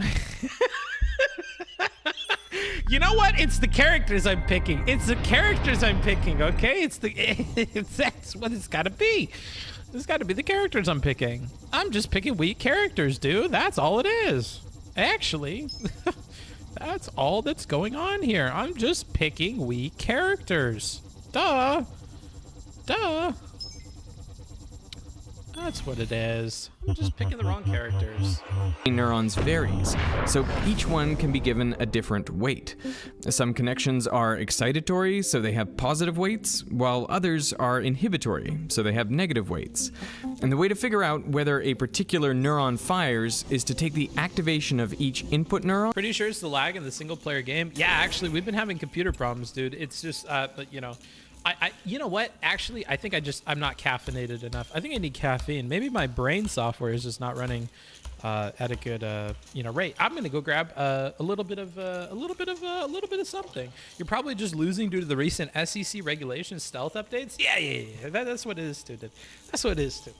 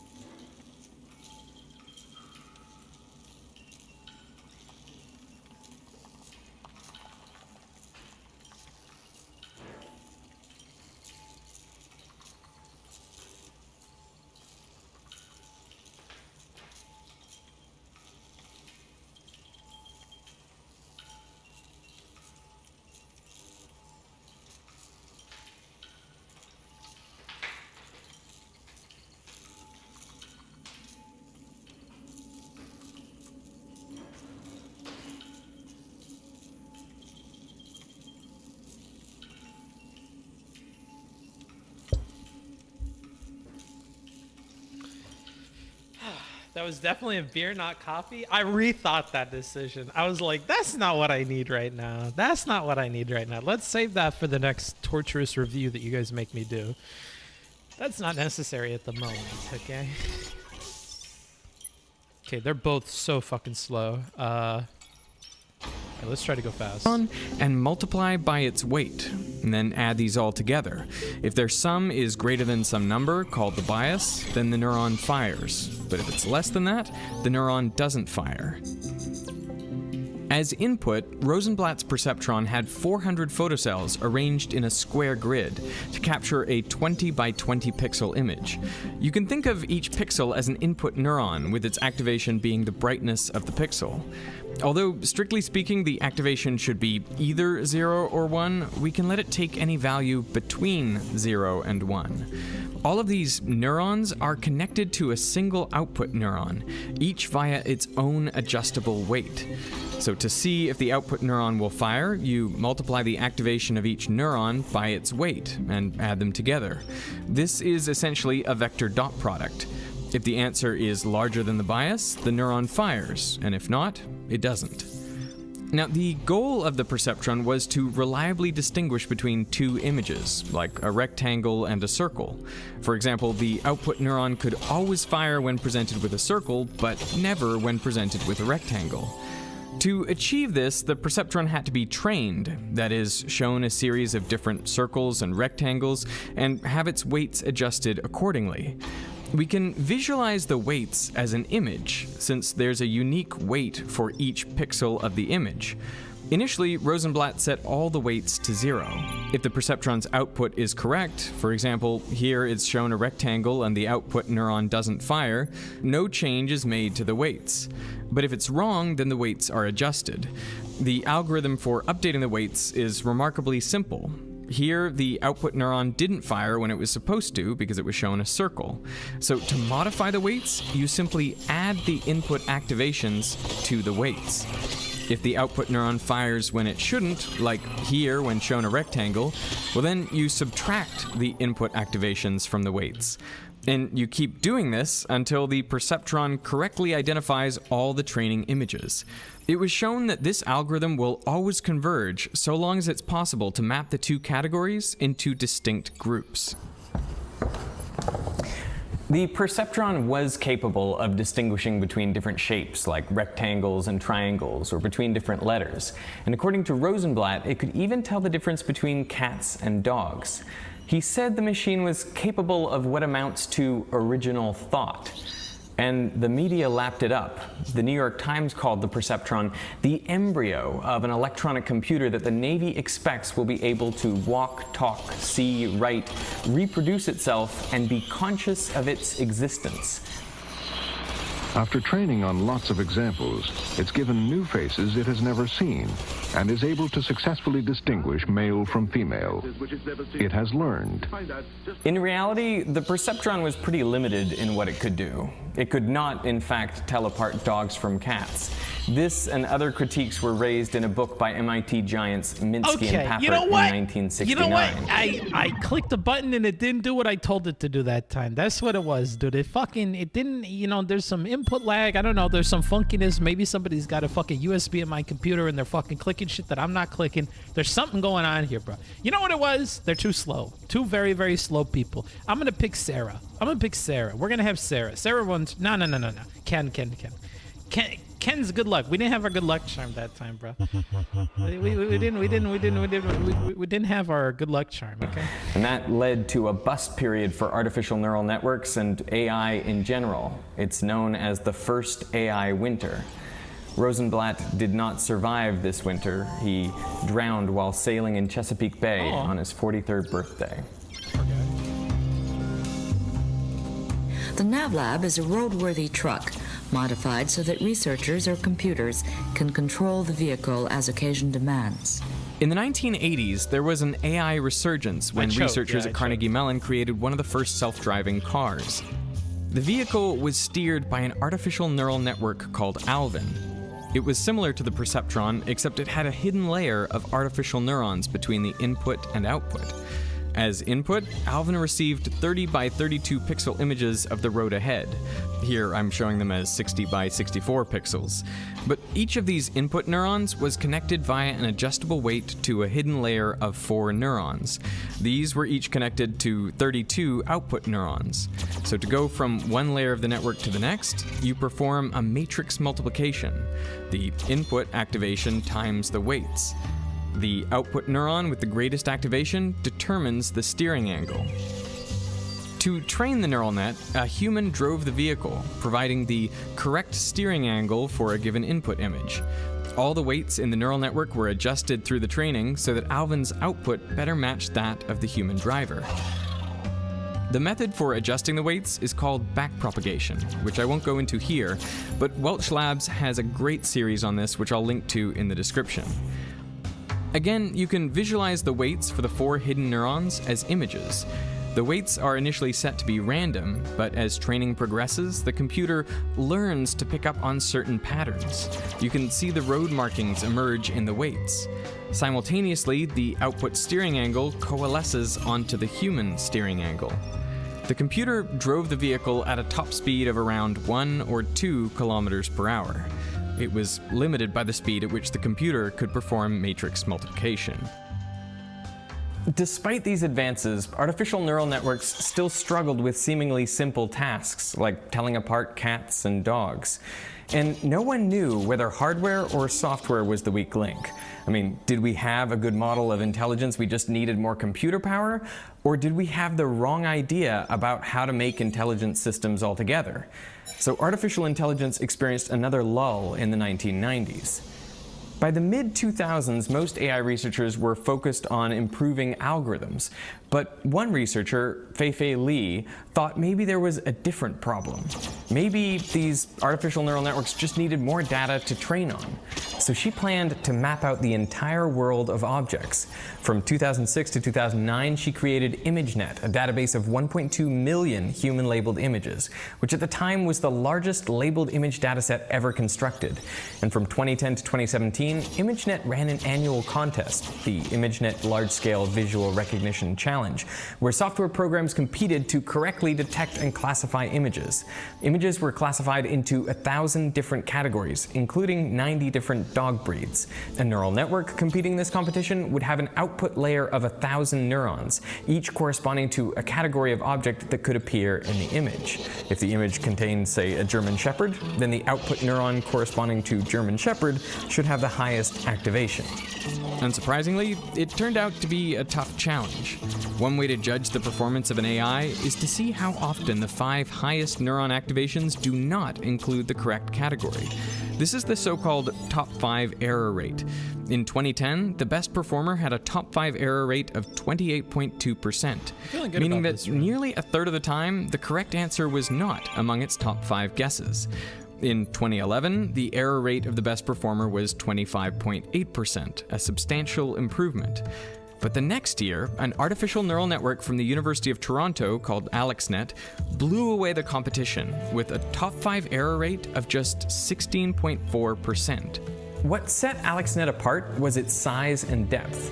The network consisted of 8 layers and in total 500,000 neurons. To train AlexNet, 60 million weights and biases had to be carefully adjusted using the training database.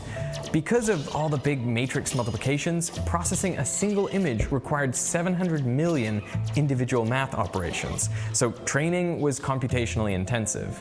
The team managed it by pioneering the use of GPUs, graphical processing units, which are traditionally used for driving displays, screens, so they're specialized for fast parallel computations. The AlexNet paper describing their research is a blockbuster. It's now been cited over 100,000 times, and it identifies the scale of the neural network as key to its success. It takes a lot of computation to train and run the network, but the improvement in performance is worth it. With others following their lead, the top 5 error rate on the ImageNet competition plummeted in the years that followed, down to 3.6% in 2015. That is better than human performance. The neural network that achieved this had 100 layers of neurons. So the future is clear. We will see ever-increasing demand for ever larger neural networks. And this is a problem for several reasons. One is energy consumption. Training a neural network requires an amount of electricity similar to the yearly consumption of 3 households. Another issue is the so-called von Neumann bottleneck. Virtually every modern digital computer stores data in memory and then accesses it as needed over a bus. When performing the huge matrix multiplications required by deep neural networks, most of the time and energy goes into fetching those weight values rather than actually doing the computation. And finally, there are the limitations of Moore's law. For decades, the number of transistors on a chip has been doubling approximately every 2 years, but now the size of a transistor is approaching the size of an atom, so there are some fundamental physical challenges to further miniaturization. So this is the perfect storm for analog computers. Digital computers are reaching their limits. Meanwhile, neural networks are exploding in popularity, and a lot of what they do boils down to a single task: matrix multiplication. Best of all, neural networks don't need the precision of digital computers. Whether the neural net is 96% or 98% confident the image contains a chicken, it doesn't really matter. It's still a chicken. So slight variability in components or conditions can be tolerated. I went to an analog computing startup in Texas called Mythic AI. Here, they're creating analog chips to run neural networks, and they demonstrated several AI algorithms for me. Oh, there you go. See, it's getting you.